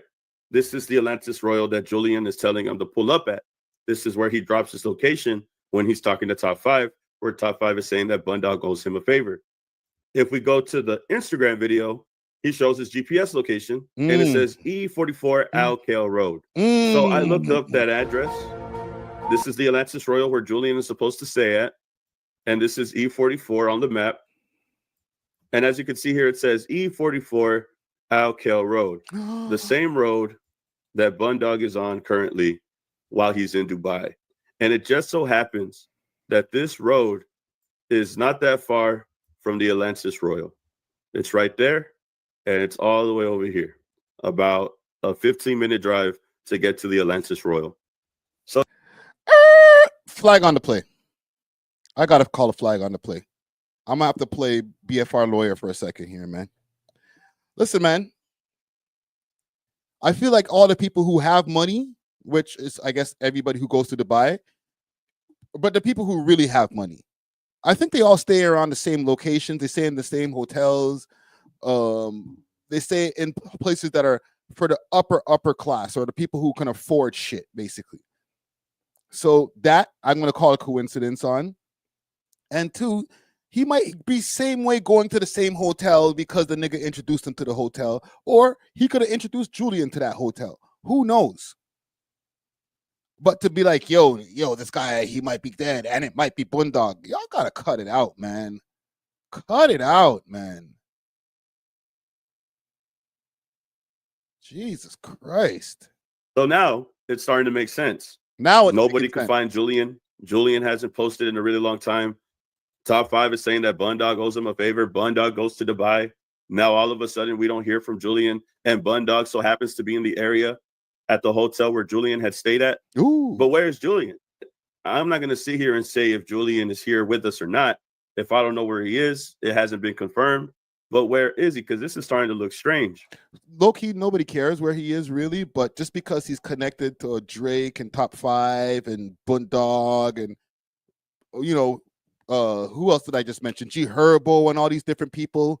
He's bought himself to where people care about him a little bit. Now, Certified Boogeyman has done his own research, and there's currently a crypto wallet going around in the dark Kenny to confirm with Julian. Okay, is Julian with us? Bro, like this car should not run out of gas. It should not even need gas. Okay, let me know what you guys think in the chat before we get off of the story here. Peace, love, star. I'm not helping Dog by covering this. I don't think that Bundog has anything to do with this shit. You know what I'm saying? I could talk to Bundog today and be like, bro, like, these guys got you online looking crazy or trying to make you look crazy. I'll go on record right now saying this on my live stream. I don't think Bundog has anything to do with this. Salute to you, DeVille. Your video, you look like you make great videos. I just don't believe it, man. You know what I'm saying? This is part of the reason why Bundog keeps a mask on his face and doesn't take it off at all. Because niggas be trying to plant wild stories on this guy, bro. That's insane. But salute to Julian. Last thing in the chat, I want to know. One in the chat, if y'all think that Julian is unalived, is not here with us anymore. Two in the chat if you think he's okay. All right. One in the chat if y'all think he's all right. I mean, sorry that he's. And two in the chat if y'all think he's okay. All right. It's a mystery right now, man. Yeah, I hear you. 1.5. You're not completely convinced, right? Listen, man. I love me a good mystery movie. You know what I'm saying? I love me a good mystery. That's why I had to cover this story here, because it just started coming up on my table too much. It's popping up on my table too many times. But let's move on, man. Let's move on. What do I want to move on to? I think we're kind of top 5'd out and GG'd out. Their war is still going on between the GGs and the BFR guys or the WASAs and stuff. But I think I want to move on to somebody who's affiliated to the WASAs. I want to move on to WhyG for a quick moment. Because WhyG, he's been making a comeback as of lately. He's been dropping new music. He's he's chimed in here and there on that whole top 5 and BFR Bundog beef. But for the most part, he's been focused on his own shit. He's got his own music coming out. But since that whole beef happened between the GGs and the WASAs, he has a new song that's out with Casper TNG. All right, he's previewed it actually. It hasn't dropped completely, but he's previewed it. Let me show y'all what I'm looking at. And hopefully I don't get copyright later. Let me know what y'all think of the tune. So this is YG Previews new track with Casper, TNG, and Pressa. And if all these diamonds blitz, cut them up, you need a stitch. I ain't even trying to take no pics, I ain't even trying to be all in your mix. She just want fuck on niggas who rich, I just want brand new blocks and switches. I'm so caught up in the mix. 18.5 just for the brick. He paid 1K for a zip. Put bricks all on the flakers on the weekend. It don't let her on the weekday. She got kids, but on the weekend she a fan. Fuck a love, I need a bag. Fuck on a nigga that's rich. She just wanna fuck on a nigga that's real. You don't know how that feels. I thought double broke at the seal. I'm sure I ain't steering no wheel. I take it to try, I ain't taking no deal. I take a sip after I take the pill. I got big money, got little. I'm gonna just let it run because like for long pieces, because if I get it deleted out of the live, I'd rather people just catch the full pieces while you're peeping it now. Sauce drench, I got spilled. He had his gun and he still got killed. Prime time, shoot up and drill. And I'm on my grind cause I need a million. 40 of leaving ball just like Gilly. And I got a trap house in every city. I'm blitz, cut him up, you need a stitch. I ain't even trying to take no pics. I ain't even trying to be all in your mix. She just want fuck on niggas who rich. I just want brand new blocks and switches. Okay. So they're making a collabo right here. Here's the thing, and this is why I'm bringing this up, because once upon a time they were at odds, or I don't know if they were at odds, but the camps of 3-4 or what's K Money and those guys camp. What's the name of their camp again? Something 4L. You know, I don't want to get up into their street shit. Let me see what I can find here from Casper, because Casper's been dropping some new music too. But the thing is with this, they were at odds for a second. And this was due to Top 5 when he first came home, or before he came home, actually. He released some quote unquote paperwork in accordance to K Money. Then there was issues between the two camps, obviously, because Casper is K Money's brother, his older brother. So he's going to ride with his brother. And during that space of time, because, you know, since then Top 5 came home, he's there back with the Wassas. Those guys are tight. Everything's going well. Him and Boondog are running around making content. So as far as Casper and K Money's camp, they weren't doing no collabos with the Wassa guys. You feel me? They had the one song when they first came home. And this is what he just dropped. Let me see if I can find this. While you rest, then I'm running to the check, man. Check me, cause it was This track goes hard. Expensive, it's called. the head top. Get the tape, heat up, plug you getting right. Video looks fire. But they had a song together, and if I could find it on YouTube, this is right when they first came home, when K Money first came home. Let's see if I could find that. I think it was a K Money song, if I'm not mistaken. K Money, Pressa. Yep. YG, Pressa, K Money, and Burner Bands. No ad-libs.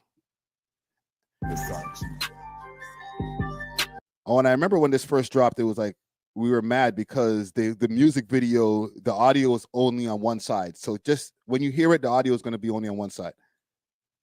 She think he a gangster, he just rolling off a pill. Why the fuck ops don't ever be around? Why the fuck Rondo can't get no rebound? Right? So they were together at one point. All right, man, this Keezy right here, K Money with his arm over Keezy. Man, they were all chilling. Those guys went up to Driftwood to do the music video. It was all love.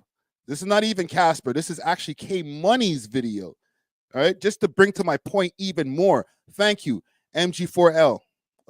Ava Taylor reminded me of the name there, MG4L. All right.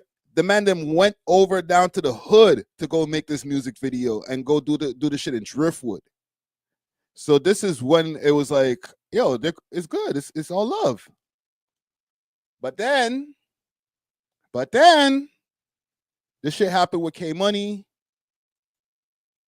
Everybody was saying, yo, K Money's a rat. Oh my God, he got paperwork. Blah blah blah blah blah. and it was no more MG4L hanging out with the Wassas anymore. That was deaded. So, low-key, I don't even know if this song is something that was recorded, because there's a possibility. If it was something that was recorded prior to that whole paperwork bullshit, right? Actually,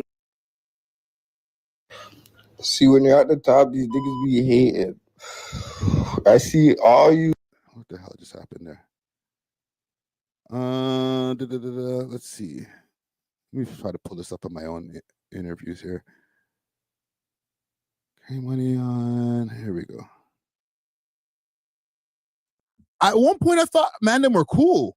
And then all of a sudden, he started posting this shit with the quote-unquote paperwork. You know what I'm saying? We're in Toronto, bro. It's just a competition, bro. In a minute. We're in Toronto. It's crabs in a bucket. Nobody wants to see nobody winning. If a next nigga sees the next nigga doing good, he's gonna do whatever, say whatever, even if it's not true, to make that look away or make that nigga fall off, bro. It's crabs in a bucket. Competition, that's all it is, bro. It was never no real poly with anybody. You know what I'm trying to say? I didn't even bring up this, mind you, but whatever. It's not even wasn't even no real poly where anybody was hating on music.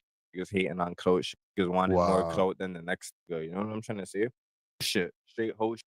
So can we clear up this quote unquote paperwork, because it was supposed to be some, I guess, conversation that you're having with the CEOs and shit that they're saying. My nigga, that paperwork is fake. That paperwork is cap. I said that how many times? Yes. You know what I'm trying to say? When this shit first came out, I have media training. You know what I'm trying to say? Like, I'm not stupid, bro. I have a 6-figure deal on the table right now. Not right now. Like, at this time, when this shit came out, I have a 6-figure deal on the table. So you think I'm going to be putting my energy and shedding light onto a smear campaign and crashing out on Instagram and then making these label people be like, yo, what's this guy on right now? What's this guy talking about? You know what I'm trying to say? So I put that one little video out there like, yeah, I see you fake niggas running with this fake shit. You know what I'm trying to say? Boom. That I didn't even care to keep on talking about it and shit. I was just in negotiations with the label. The paperwork shit. Like, you know, on the label, I didn't know it takes so long to process. Hold on, I need to read this comment because y'all be giving me more education when it comes to this. I know a lot, but these live streams are important to me because when I get together with the chat and y'all be able to add your comments and stuff like that, and this is why the chat is important. Y'all give me more information or stuff that I sometimes forget, right? MG4L, and this is courtesy of Ava Taylor, says MG4L has been blessed. MG4L and BFR been blessed since SOS MG track with money and FB. All right, so they've been blessed. However, I don't know, man. You say Ye's back live. I'll do a reaction to the Ye live shit later on. I'll do a whole video on that later on because we just did like an hour and a half covering that live stream. Them niggas can chat, bro. I only live stream for like 3 hours. Them niggas lives look like you're trying to do a marathon. But yeah, now that these guys, I guess, are beefing as far as the GGs, and this is just my assumption, okay? Now that these guys are beefing as far as the GGs and the BFR guys, maybe now it's like, yo, listen, man, we don't fuck with 5 anyway no more, or quote unquote, because people think that it's a publicity stunt. So maybe let's start releasing those songs that we had from before. You feel me? That's what I say when I see a preview of a new WhyG and Casper TNG song and Pressa. It's like, all right, coast is clear. We mess with y'all again. We know that paperwork is fake, right? Because if you mess with Casper, that means you have to mess with K Money. I'm sorry. You can't have it both ways. You can't have it one way or the other type of shit. You know what I'm saying? If you got Casper in your music videos, that means you're co-signing that you think that the K Money paperwork is not real or you don't care. And from what I know from them mans, they care. So if this guy's supposed to have quote unquote paperwork on him and they're doing a track with him, it's because they think the paperwork's fake, in my opinion. Just my opinion. But y'all let me know, if what y'all think below in the comments and stuff like that when I repost this. Salute to Fall Leaves hopping up over here. Yeah, man. Salute to those guys. All right, let them do their thing. I like to see more collaborations rather than people apart. You know what I'm saying? It's no matter what these guys have when it comes to issues and whatever, they're not from hoods that are even close to each other. I don't think these niggas need to fight over territory. Most of their beef, in my opinion, is shit that comes from them being rappers and them, I don't know, getting online and chirping at each other and shit like that you're not supposed to be able to take back. But in the end of the day, it's just words, man. But yeah, salute to both parties, man. I want to give you guys a quick update on what is going on with that quote unquote civil war that I was talking about before we move on to other shit, just so that I know everything's clean. I got a bunch of links as far as what's been happening between the beef between the GGGs and the Wasas. And this has gone beyond top 5 now. I know we've covered a lot of top 5 news on this shit, but it's gone beyond top 5. Now it's members of the GGGs, members of BFR. They're all continuing to send shots at each other. I don't know. I'm hoping that this just stays online, but there's a whole bunch of different posts that I've been able to find here. Let me show y'all something. I will show y'all some content. And then we're going to move on. We're going to get into this J Money story next. What else I got? Where the F is Drake? Mark Carney, new prime minister, Indian immigration, gun violence, and there might be some other shit. So this post here from Reddit, it says 2 years ago this video was made. They were in the States together trying to make it out. Today their people want to kill each other. Stay out of the streets, folks. And this is the post that was on BFR Bundog's page. If FB and Bundog were or the WhyG guy or anyone else intervened in the WhyG IBE situation, both RO and these guys are getting into the weeds. Both RO and IBEs, would still be alive. How's that for some morning coffee? That's a lot. It's Mixie on the Reddit. What you doing, Jay? For the freebie. So it says here, my nigga's helping me wash the money, literally. Damn, Jason, bro. And this is him making fun of Top 5's homie who passed away. R.I.P. to Jason. Jason. Heavy's sweatshop right now. What you doing, Jay? For the freebie. For the freebie. Heavy's sweatshop. Yeah. Don't worry, you're lucky you're my dog, Heavy. Because I know if it feels vice versa, I'd have you here doing this shit for free too. So that's that post. I'm telling you, fam, there's a lot of drama. That's why I call it a drama live, because there's just bare drama going on over here. I got bare links too to look up. And then there's FB. Okay, Fat Boy Neat, aka FB. He stepped into this whole thing too. Holy. And he started sending shots back and forward. So FB BFR responds to top 5. If you're a GGG, go suck your mother. He even put it like full correct spelling, no mother, no ya. Suck your mother. The FB. Holy shit. And then he continues at top 5, kid. We made you come out the hole after hiding for 2 years. And now you want to tweak with the man them? Suck your mom, goof. Toronto. And this is in response to top 5 who had posted him in his story saying, I'm going to tell my kids 20 years, this is Queen Latifah. Disrespectful. Disrespect. And thank you for the donation, anything but the norm. You don't have a message. If you got a message, drop the message in there. But thank you for the donation. Very much appreciated. Illusions wants to know who's saying that. This is from Top 5 story post. He's dissing FB. All right, so these guys are still going at it. It's not, the beef hasn't ended. The only thing that's ending the beef right now, or maybe putting it a little bit on pause, is homie being out of town, being in Spain with Ye. All right. So with the big Randy in the building. Man, like Randy. Let's see. Nigga, don't step on my shit. Okay. So flip of GGG, this is Lil OT.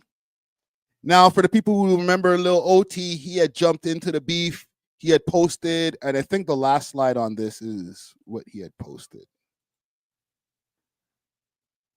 Where's my Lil OT post? We'll leave it alone. I'll tell you guys. Lil OT had posted about this whole beef between the two of them because he's on the BFR side of things, and he had posted a video of Top 5. The reason why they call him sometimes Bra 5 and shit. He had posted that video.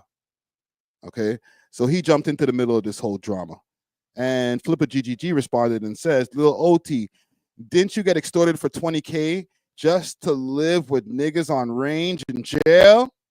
Laughing emojis. You got to stop playing gangster, little boy, before shit gets real.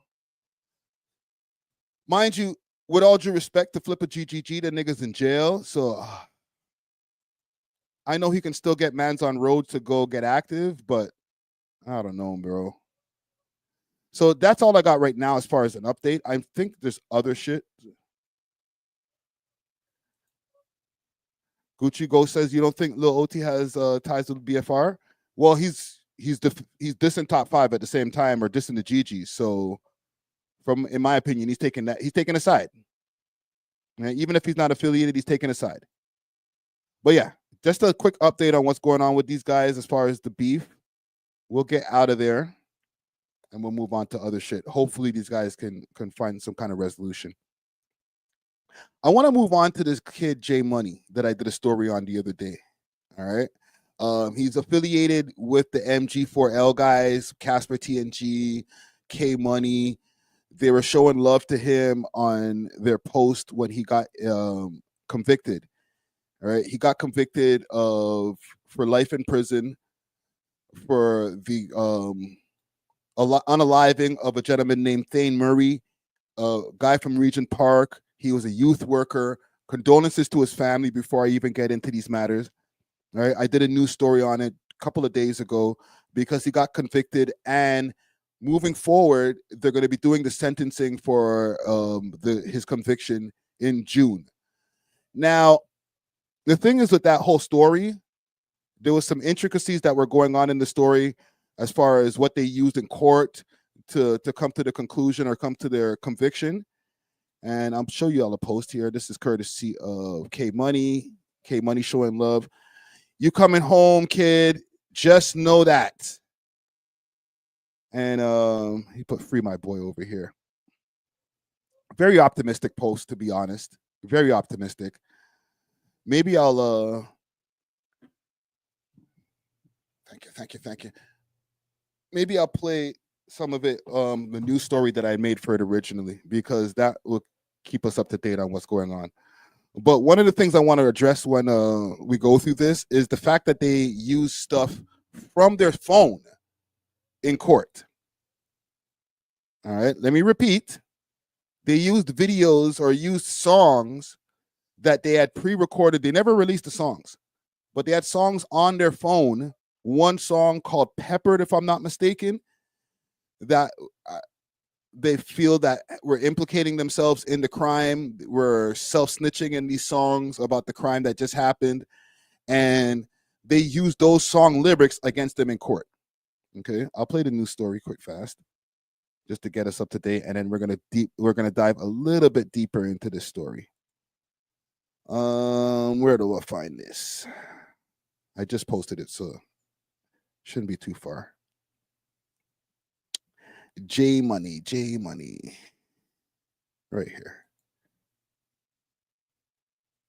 recently been convicted of a first-degree unaliving, and his sentencing will be coming up in June. But before we get into that story, y'all know the drill. Make sure to hit that like button so we can break the algorithm. Subscribe or you're dissing, and make sure to comment below and let me know what you think about this crazy story. Now, for the people who are not familiar with J Money, he's associate of K Money and Casper TNG. He has a plethora of music videos and songs with them, as well as his own music videos that have done crazy in the Toronto music scene over here. You might remember him from such tracks as Shoulda, Woulda, Coulda. He also has the song A.W.O.L with K Money that has 1.4 million views on it, as well as a whole bunch of other tunes that you can find on his SoundCloud page, as well as his Spotify.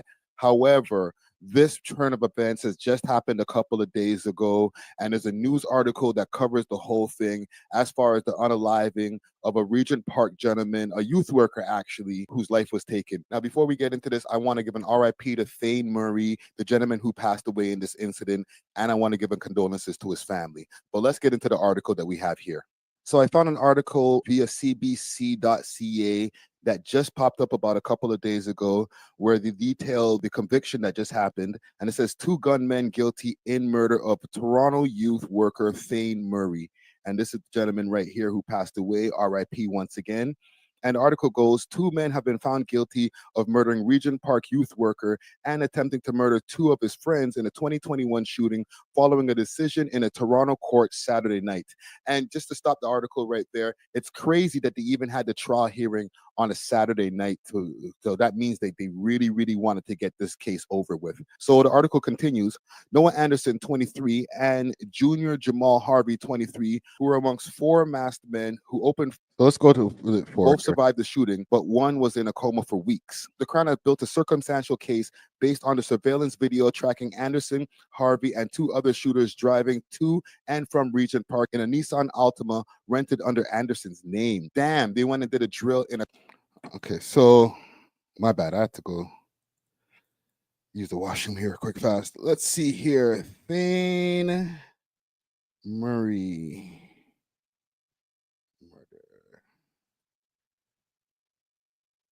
I know somebody must have recently covered it.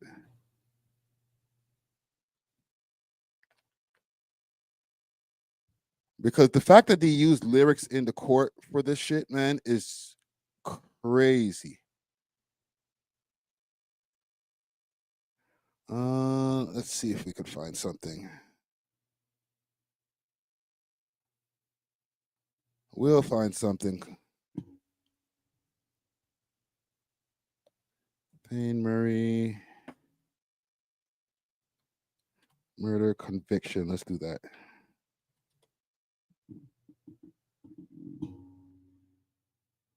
Wow, it's funny that they don't really have a lot of coverage on this, or any at all. I felt like I'd be able to find something on this. Gang, do y'all know if there's anything that might be popping out on this? And yeah, I see y'all in the comments also. They use their own car. It's just a lot of stupid shit. Let's do this. 2 men convicted. Murder, Toronto.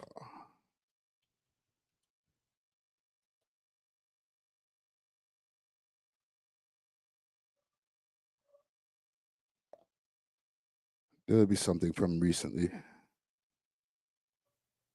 I'll find it. I might have to go on Google, because they haven't posted anything on YouTube about this yet. Big salute to Fall Leaves in the chat. Let's open my Googles and see what we could find over there.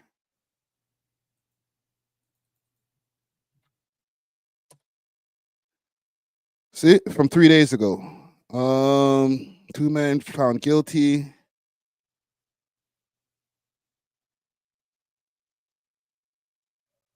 Two men charged with fatal shooting. Let's see here. I want to find the most recent one here. Yeah, it might be this one here from CBC. Yeah, this is the same article that I pulled up from before. So for some reason, they haven't been doing a lot of coverage on this. And I'll say once again, RIP to this gentleman, Thane Murray. He's the gentleman who passed away in the incident. And from what they described from in the incident here, let's see, peppered. Right. So let's make it a little bit bigger on the screen so y'all can see what I'm looking at here. So the Crown played a rap song for the jury found on Anderson's phone that was recorded 10 days after the shooting, in which they argued lyrics credited to Anderson and Harvey described the murder. The song titled Peppered, the rapper called themselves RP Killers, Regent Park, right? Referring to Regent Park, and rapped about headshots, sent the boy straight to Jesus.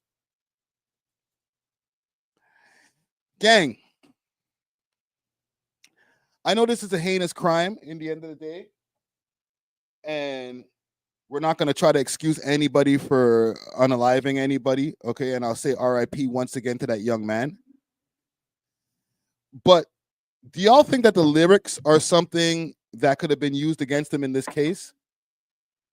I know that there's cases of where lyrics can definitely be used against somebody, and you know, they've been trying it. They tried it with Lil Durk the other day, or they revoked or denied his bail when it comes to him trying to get out because they're saying something in the case about there's being a no in the lyrics in the song that he had, but then it was proven that the song was recorded way before anything happened to Quando Rondo's cousin, and that on top of that, the recording that they played in court itself was a fan edit and not something that they made in the studio.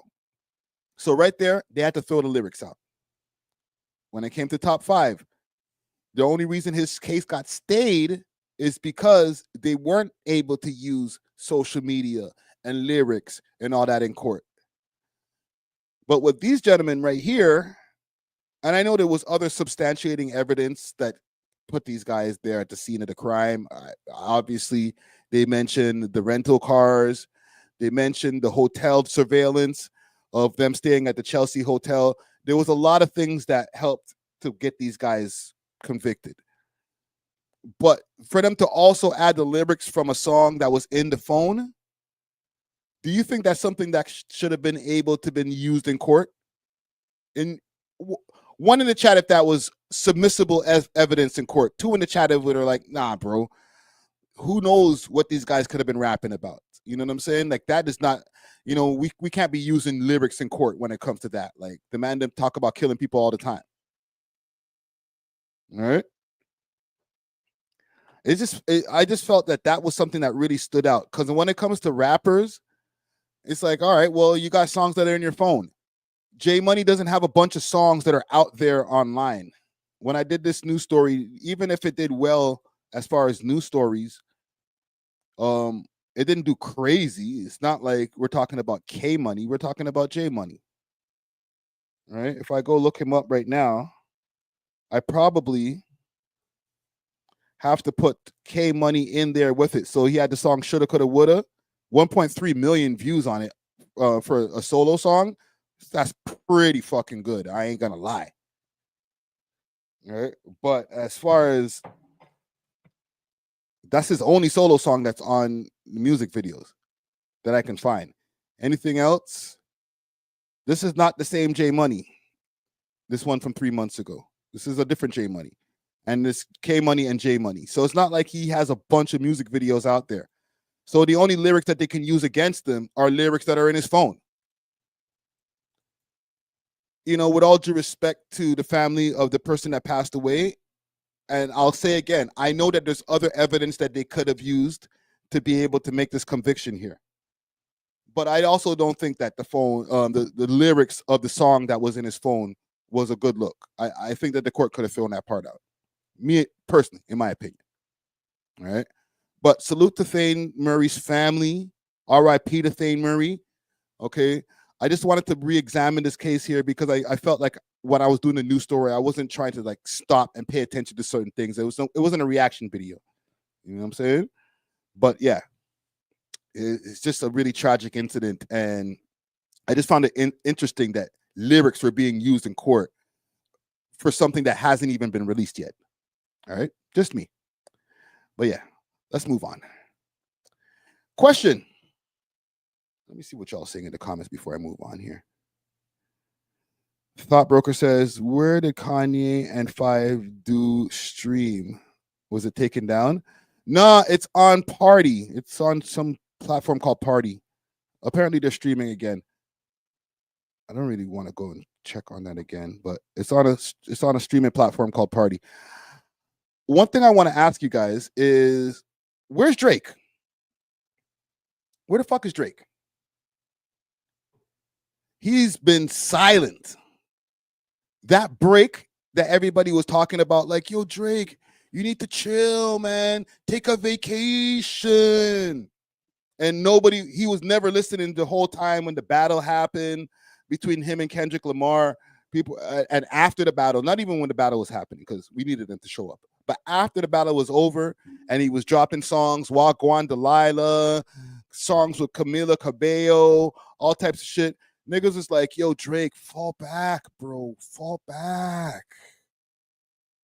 Nigga, chill. And he wasn't listening. He was just pushing forward. Keep on dropping, bro. What we got next? What else did he drop after that? You know, after the Camila Cabello bullshit. And he had 2 songs on her shit. And this is before, let's backtrack before we got to the Party Next Door collabo album. Because he kept on dropping. 100 gigs for your head top. Started dropping a whole bunch of content. We got to see the behind the scenes of everything that he was doing. Just more content, more Drake, more Drake, more Drake. You know what I'm saying? Like, he pushed the red button on himself. He's just like, yo, I'll get, you know, what was the song that he had there? No Face. That got deleted. There was another song that came out, like he had 3 packs that were coming out that weren't official. They were just all dropping online. Like, gotcha, I got more songs for you. Red, Blue, Green, all types of songs. He's just going. Everybody was like, yo, Drake, you need to fall back. You need to chill, relax. You lost the battle, bro. Just go lick your wounds. And he wouldn't listen. No! I got content. He just kept on dropping. Niggas is like, yo, Drake, you need to chill. No, I'm gonna show you. I'm going to Australia, bro. I'm going on tour. We still up, man. He's in Australia. Right? Yep. Y'all remember that. He was not chilling, bro. This nigga would not get off of the screen, bro. Hold on, I'll find that shit, man. Because this nigga was going crazy. And all the whole time, everybody was like, Drake, you know, all the thought leaders, quote unquote, Australia. We're like, you know what Drake needs to do, or what he should have done after the battle is he should have took a little break. He should have relaxed, you know.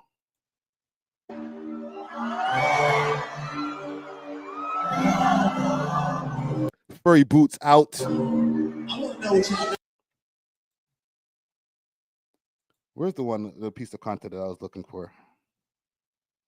How the fuck I'm still up? Yeah, niggas don't speak my language. Let me take the volume, the audio off. Look at the smoke coming out of his back. It's like, no, I won't go away. I'm staying. F Kendrick Lamar. And Kendrick would barely pop out. You know, oh, Super Bowl. Oh, here I am. You know, you just pop out every once in a while on a big event. This nigga was just not going away. And respectfully, because, like, we like Drake around here. It's not even on some go away, Drake. We don't like you no more. No, it was like, fall back, my nigga, because, like, people are making content on you. Everybody, like, look, remember this?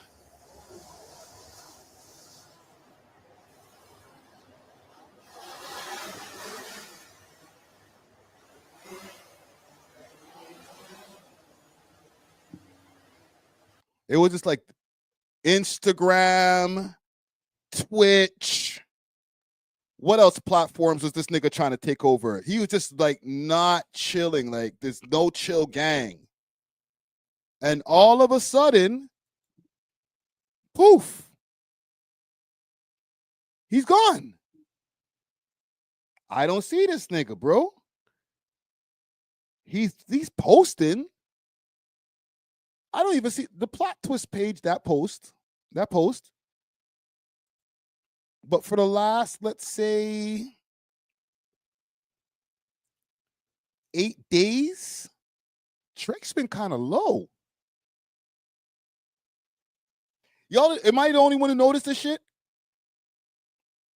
Because I create content. So I'm like, okay, you know, there's no Drake stories.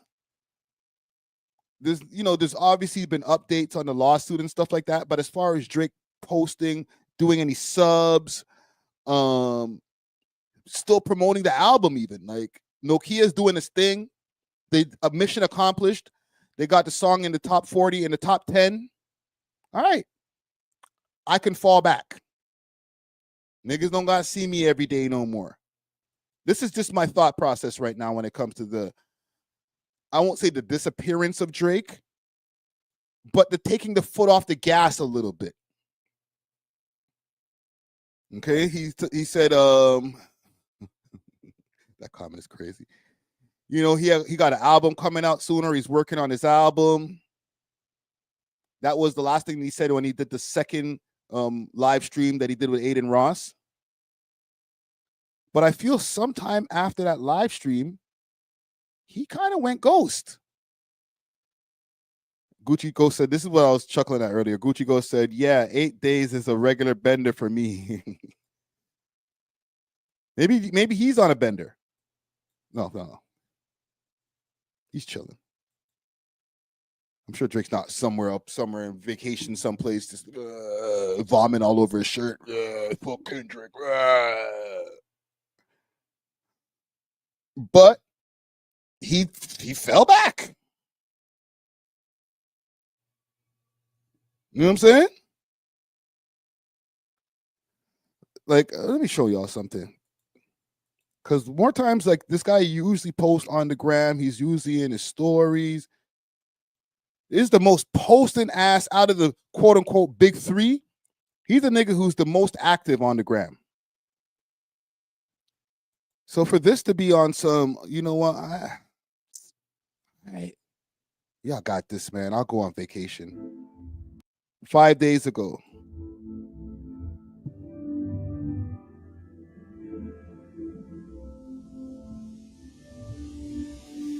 Yeah, this is the friggin' some ad for his cologne or some shit.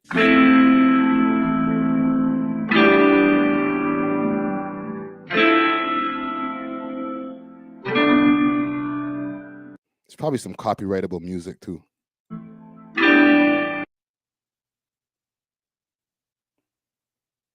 Right?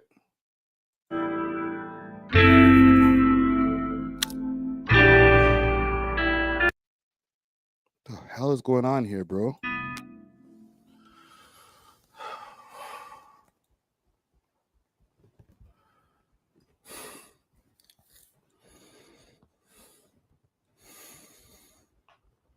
Fuck.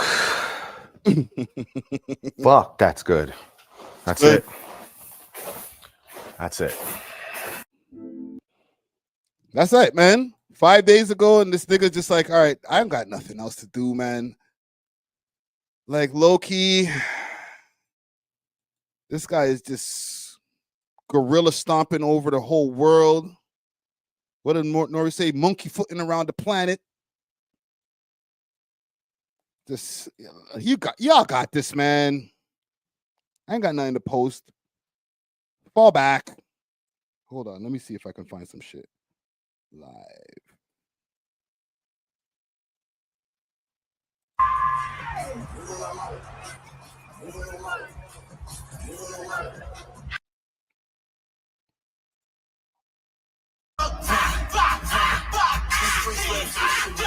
No, this is not it. This is not it.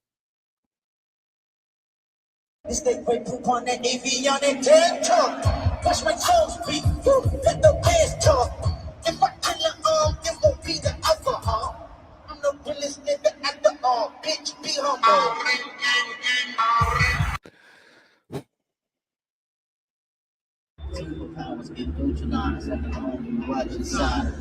Yo, look at the size of that place, bro. Holy shit.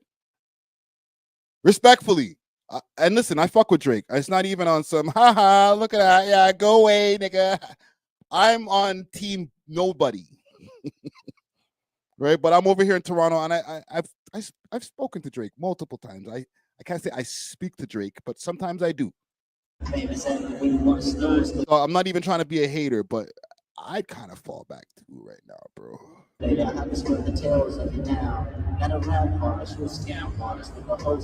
There's got it. Let me get a horizontal view.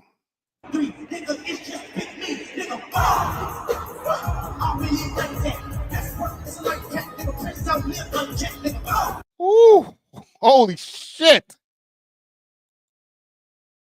Get low, nigga. Just for now. I'm not saying like retreat, don't ever come back. I'm not a hater. I'm not like some of these K-barbs and stuff like that. You know what I'm saying?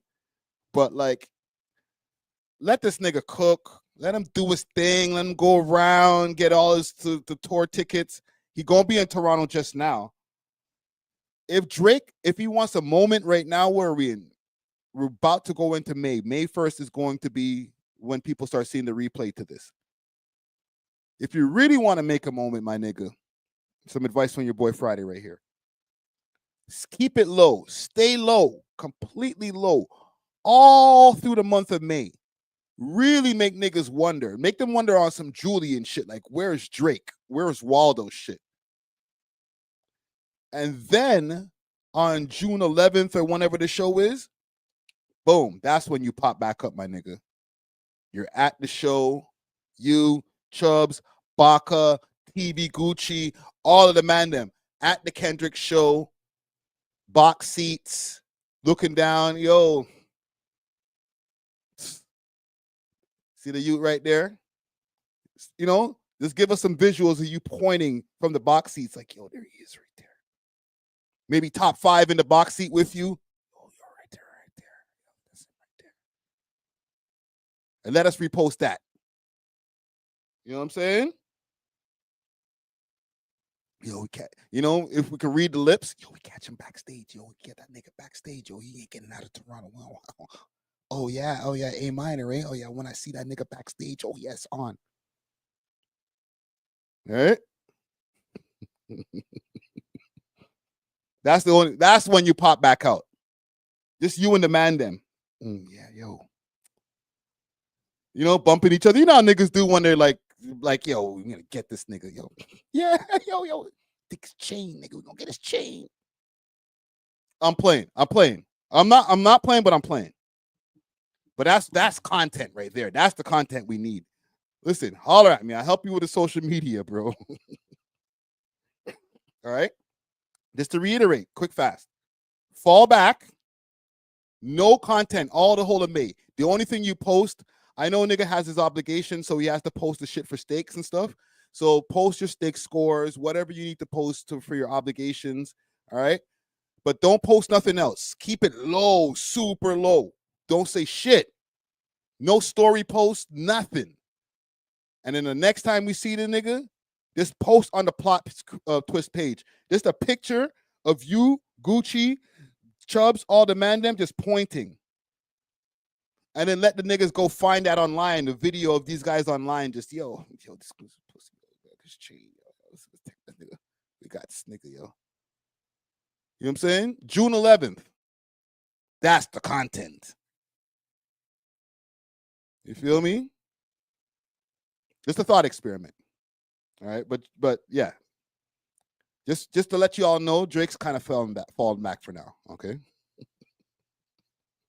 We'll leave this alone. We got a new prime minister. For the people who are outside of Canada, that's our equivalent of a president. Duh. But we got a new prime minister in Mark Carney. He got there was the fight between him and Pierre Poilievre mostly. The next man there, Jagmeet Singh from the NDP party, he wasn't going to make it. They had like 5% of the votes, if that. Let me see if I can find something on YouTube just to get a quick refresher of Mark Carney taking his win. Mark Carney victory speech. Let's see that. Let's go, Carney.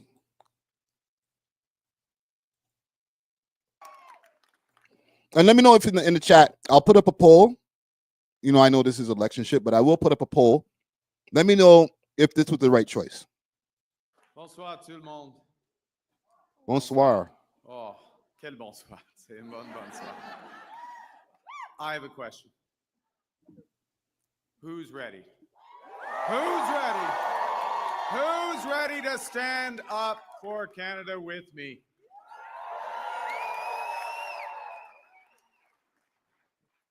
And who's ready? Who's ready to build Canada strong? Okay, we got that settled. That's good. Avant de commencer, je voudrais féliciter les autres chefs de parti, de leur campagne et de tout le travail qu'ils ont fait. Oh, we're not doing this, brother. We're not doing this. No, we're not doing this. Fuck your speech, bro. I don't have no problems with him yet. He just got in office, so I have no issues with him yet. And to be honest, I didn't vote, so if I do have any issues, I might have to keep it to myself. You know what I'm saying? Let's see. Mark Carney. And apparently this Trump nigga likes him. Mark Carney, Trump. I want to get to some of what Trump had to say about this nigga. I'm not going to spend super long on the politics, though, man. A lot of people ain't fucking with the politics for some reason. Let's see. Here we go. Jeff Turner. Jeff, good to see you. And let me start with Mark Carney and Donald Trump, set to meet within the next week or so. Carney has been pretty defiant when it comes to Donald Trump. It's interesting to hear the president a few moments ago saying, well, you know, they both hated Trump. It was an election campaign, but I think the conservative hated me more than the liberal guy did. That's open up to interpretation, of course, for all of us. But moving past that, what do you think we're going to see from Mark Carney and Donald Trump? Because there's a lot at stake here politically and economically, Jeff. I think everything in this government is going to be moving fast. And so here's the first thing to move fast. You know, we did have that call. Some conservative premiers vis-a-vis the Conservative Party of. I want to find Trump's comments. Right here. Are you interested in rebuilding relations with Canada? And if so, how? No, well, I think we're going to have a great relationship. He called me up yesterday. He said, "Let's make a deal." You know, he was running for office. They both hated Trump, and it was the one that hated Trump, I think, the least that won. I actually think the conservative hated me much more than the so-called liberal. He's a pretty liberal guy. But no. The conservative being Pierre Poilievre. It's weird that they're saying that because a lot of people were saying that Pierre Poilievre is going to make this place into like the 51st state and he's on Trump's dick and all types of shit, man. I spoke to him yesterday. Couldn't have been nicer. And I congratulated him. You know, it was a very mixed signal because it's almost even, which makes it very complicated for the country. It's a pretty tight race. But he's a very nice gentleman, and he's going to come to the White House very shortly, within the next week or less. He also said something. He also said something about him and Carney are going to link up once the election is over, and that kind of made my antennas go up just a little bit, just a little bit. How long ago? It was from a few months ago too. Let me see if I can find this.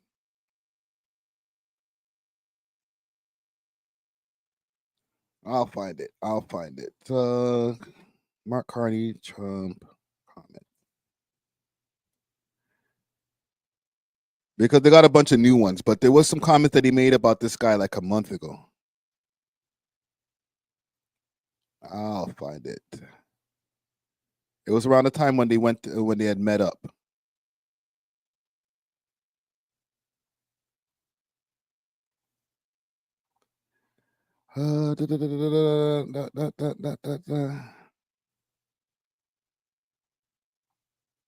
Damn, bro. These guys are on it. Okay.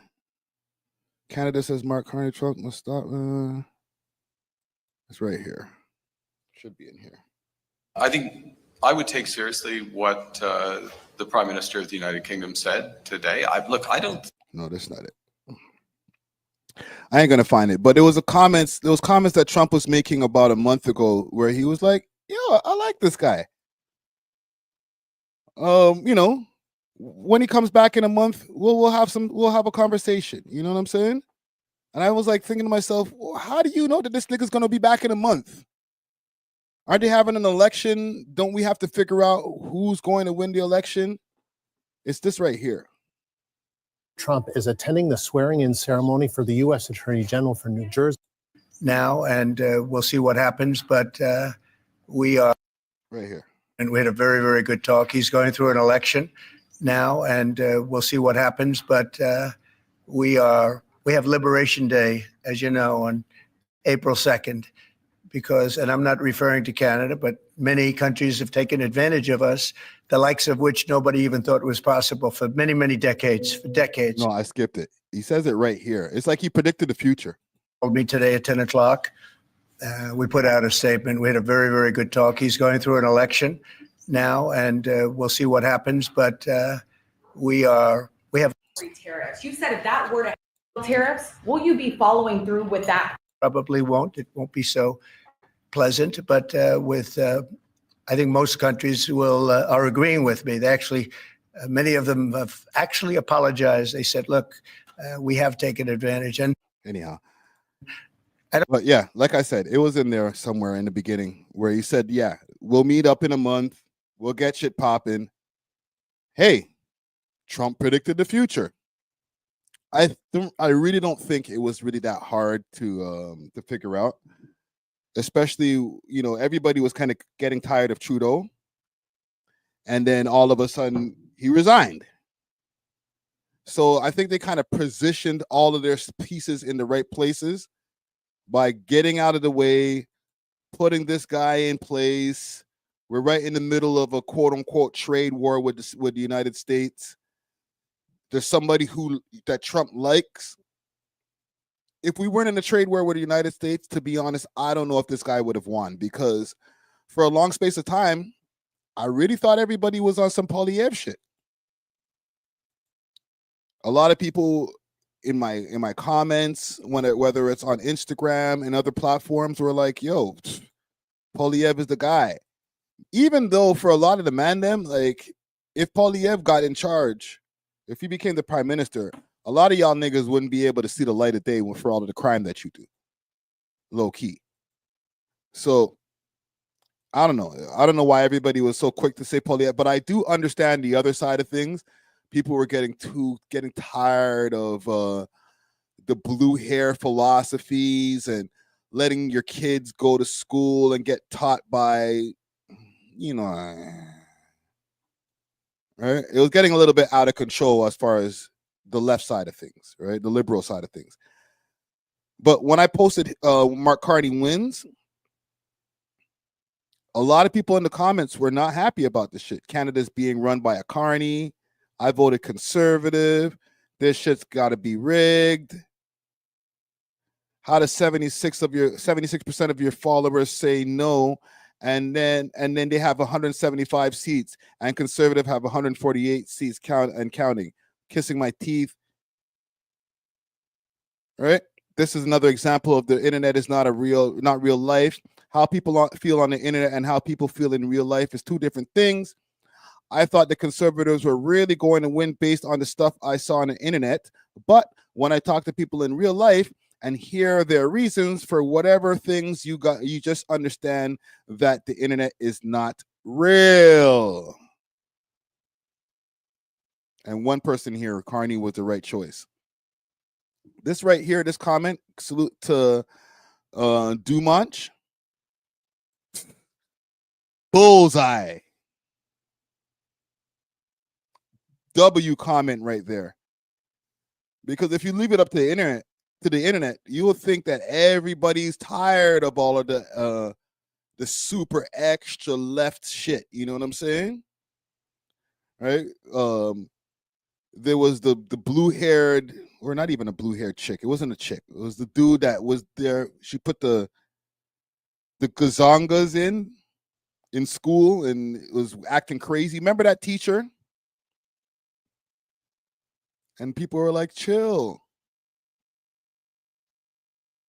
People are able to go walk into washrooms and be like, yo, I'm a girl. Let me just walk in here, dick swinging. It's getting out of control. So people are like, yo, we need to get this Pierre Poilievre guy. Crime going crazy. People are like, yo, man, this Pierre Poilievre guy, it don't sound too bad. Joe Rogan is not even trying to come to Canada no more. Oh, B, you're gone too far. But dare I say, and this is for me, the person who didn't vote, okay? So I'm not here with Mr. Educated Opinion. Dare I say that you guys were more pissed off at Justin Trudeau than you were at the party itself. So, for example, if Justin Trudeau never resigned, Pierre Poilievre would have won by a landslide. But as soon as they got Justin out the way and put this dude in place, this Mark Carney guy in place, oh, he's used to be a banker, and oh, yeah. He might be able to, oh, Trump, he likes money. Mark Carney likes money, maybe they might be able to fight for. Just saying. If it was Trudeau in there, Poilievre would be sitting there right now doing his victory lap. But at the same time, now that he ain't there, he doesn't look like he was the best option for a lot of people, or he would have won. No matter how many of us didn't vote. Right? K6 Real says not voting is not voting and voting is the same thing. Yeah, because not voting is a vote for the other guy. If you really wanted to make a difference, and I'm speaking even by myself included. I should have pulled up and voted. To be honest, I didn't like any of the two. And I wasn't going to vote for Jagmeet. So my hands were not tied, but my hands were in the air. I'm like, I don't like the Mark Carney guy. As far as for the Mandem, like the Pierre Poilievre guy was making a lot of sense, but and I understand that the crime had gotten out of control for a while. Maybe. But the way he was like, yo, we're throwing away parole, we're throwing away probation. It was like, whoa. I got people who might need that probation program or parole program, might need to come home in 2/3 or at least 1/3 of their time, or at least be eligible, instead of, lock them up, throw away the key. We don't need them. Criminals. Okay.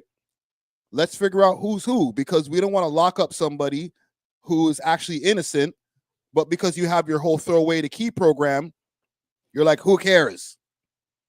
They smell like a criminal. Like, calm down, my G. So, all right. I don't know, man. It's just something that I just wanted to bring to y'all attention when it comes to this politics stuff. I really like that comment, though. That's a W comment right there. Because it seems like the internet was feeling something really strong when it came to this Pierre Poilievre guy, but they didn't show up at the polls. You feel me? Let me check the polls before we get off my own polls over here, my own political standings over here, or political polls that I have over here. Is Mark Carney the right choice?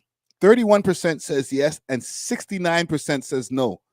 So then, this goes back to what I'm saying with the internet thing. 69% of the people in my audience over here is like, nah, B, this guy's not the right choice. For all those people who voted on this poll here, and there's only 16 people who voted on this poll. It's not a crazy one.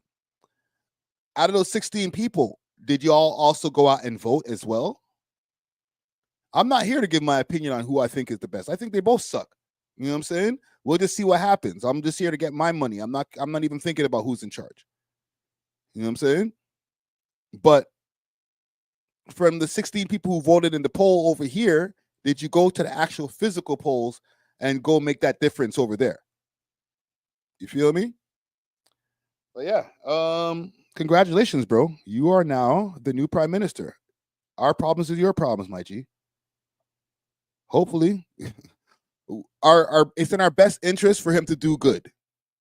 Okay, even if we don't want him in charge, it's still in our best interest that the guy that we even don't want in charge to be successful, so that we can be successful, as citizens. So salute to him. I got one more thing I'm going to address here because it's still kind of politically leaning in a way. But I seen a statistic here that our gun violence and violent crimes have actually gone down. I might even say exponentially. Right? We've had a serious issue with guns and crime over here. But from what I'm seeing in the statistics here, gun violence is substantially down. So I'll pull up a clip or something that I found here. It was on Wave Room. And let me know if y'all think this is actually a real thing or if it's cap. Like if you really believe that gun violence is going down. So this is courtesy of Wave Room. They put in the caption, love to see it. Gun violence is substantially down in Toronto. And here's the stats. And this is a tweet from Toronto Police's X page. Major crimes indicator update. As of April 29th, so far this year in Toronto, homicides are down 63% for a total of 11 compared to 30 this same time last year. Firearm discharges are down 48% for a total of 50 compared to 96 at the same time last year. So only 50 firearms got discharged instead of 96 last year by April. It's kind of crazy. That's 96 like reported gunshots, reported ones, not the unreported ones though, obviously. And for this statistic here, 30 people were murdered by this time last year. It was pretty crazy. 2024 was a crazy year. Firearms charges are down 48%. Okay, we read that part. Shootings are down 18% for a total of 32 compared to 39 at the same time last year. That's not so crazy. That's not that much lower. But substantially, yeah, I can give substantially on that. If you take the homicide rate as well as the firearms discharge, I can give that substantial.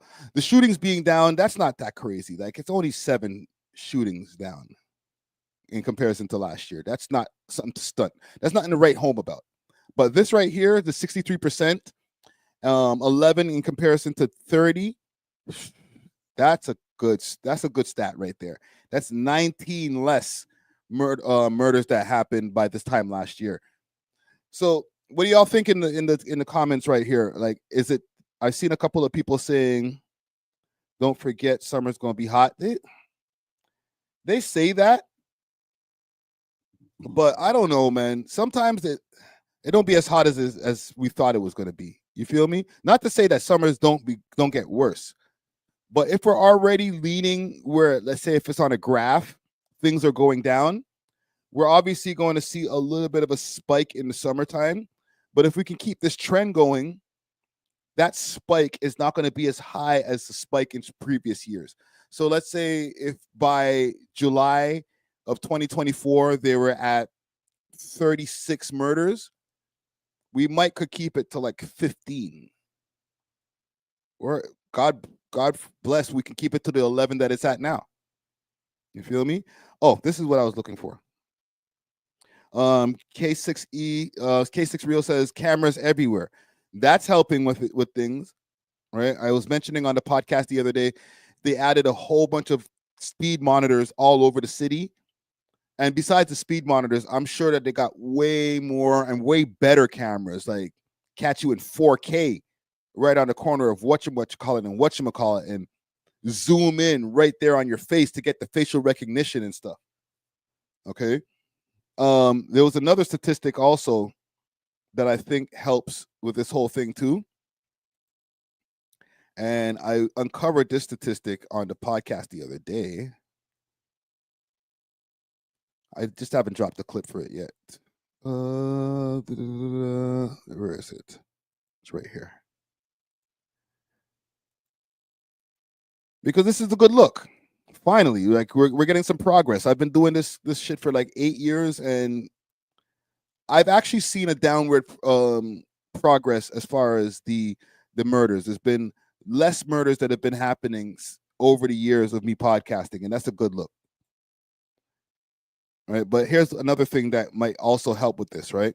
In Toronto, homicide clearances have historically averaged around 80%, meaning that roughly 80% of homicides are solved. As of December 2023, the Toronto Police Services have solved 56 out of 69 recorded homicides, resulting in an 81% clearance rate. This demonstrates a strong record of solving homicide cases in Toronto, with ongoing efforts to further improve the process. So everything that when you take all of that and put it in the pot together, I think this is what helps with the downward trending in violent crimes and shooting, everything. You know what I'm saying? The police is probably getting, dare I say, better at their job. And maybe not. Let me take that back. Sorry, y'all ain't getting better at your job. These niggas is getting better at snitching on themselves. All right? These guys are professional self-snitchers. Everything's been posted on the gram. If it's not on the gram, then it's on Snapchat, and they thought it disappeared. Oh, we got away. These niggas be talking about their murders, tweeting about their murders. We spoke about it earlier on the J Money case. They said that the man made songs 10 days after the shit talking about sending to Jesus. So anywhere that they can find it, or if I can't get onto the Instagram and snitch on Instagram, then I'm gonna go to Snapchat.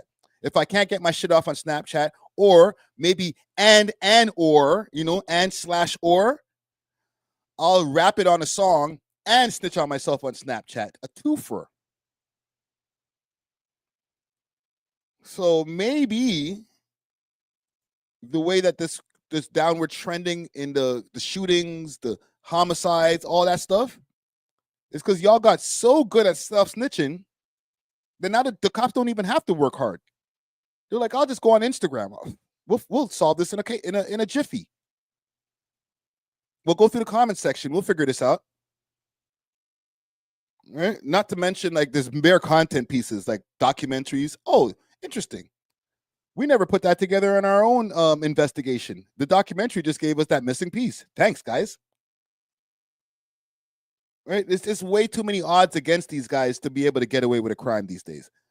So I can believe these statistics. And to be honest, it's the police who put them out. Just one last thing on this. They might have put out the statistic to try to play with us and be like, yo, see, we solving this shit.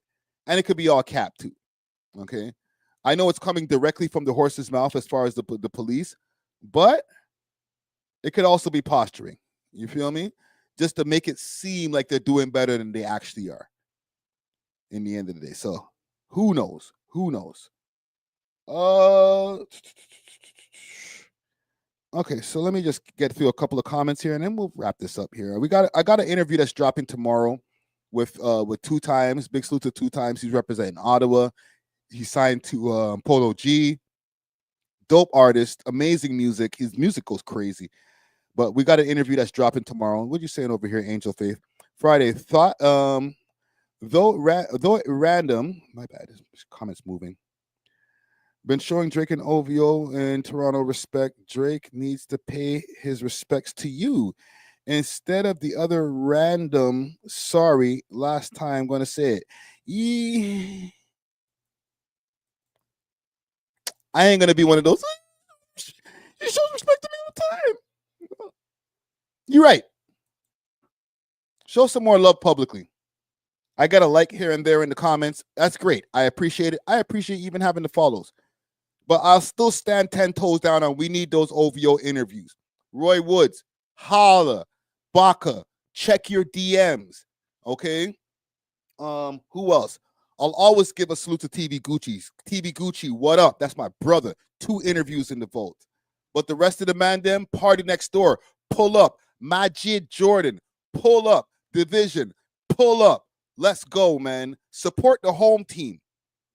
All right. And I know you guys go to other places, but there's actual a network that is named after the art form and the culture that you're in. It's called We Love Hip Hop. And you haven't pulled up over here yet? I eat that thing. Just remember that. I'll always stand 10 toes down on that. But yeah, thank you. I needed a little rant before I get out of here. We are off of this, though. We got more content dropping for your head top 3 a.m. tomorrow morning for all the audio listeners. 6 o'clock, we'll be back over here on the premiere. All right? We are off of this. Doses. Pull up.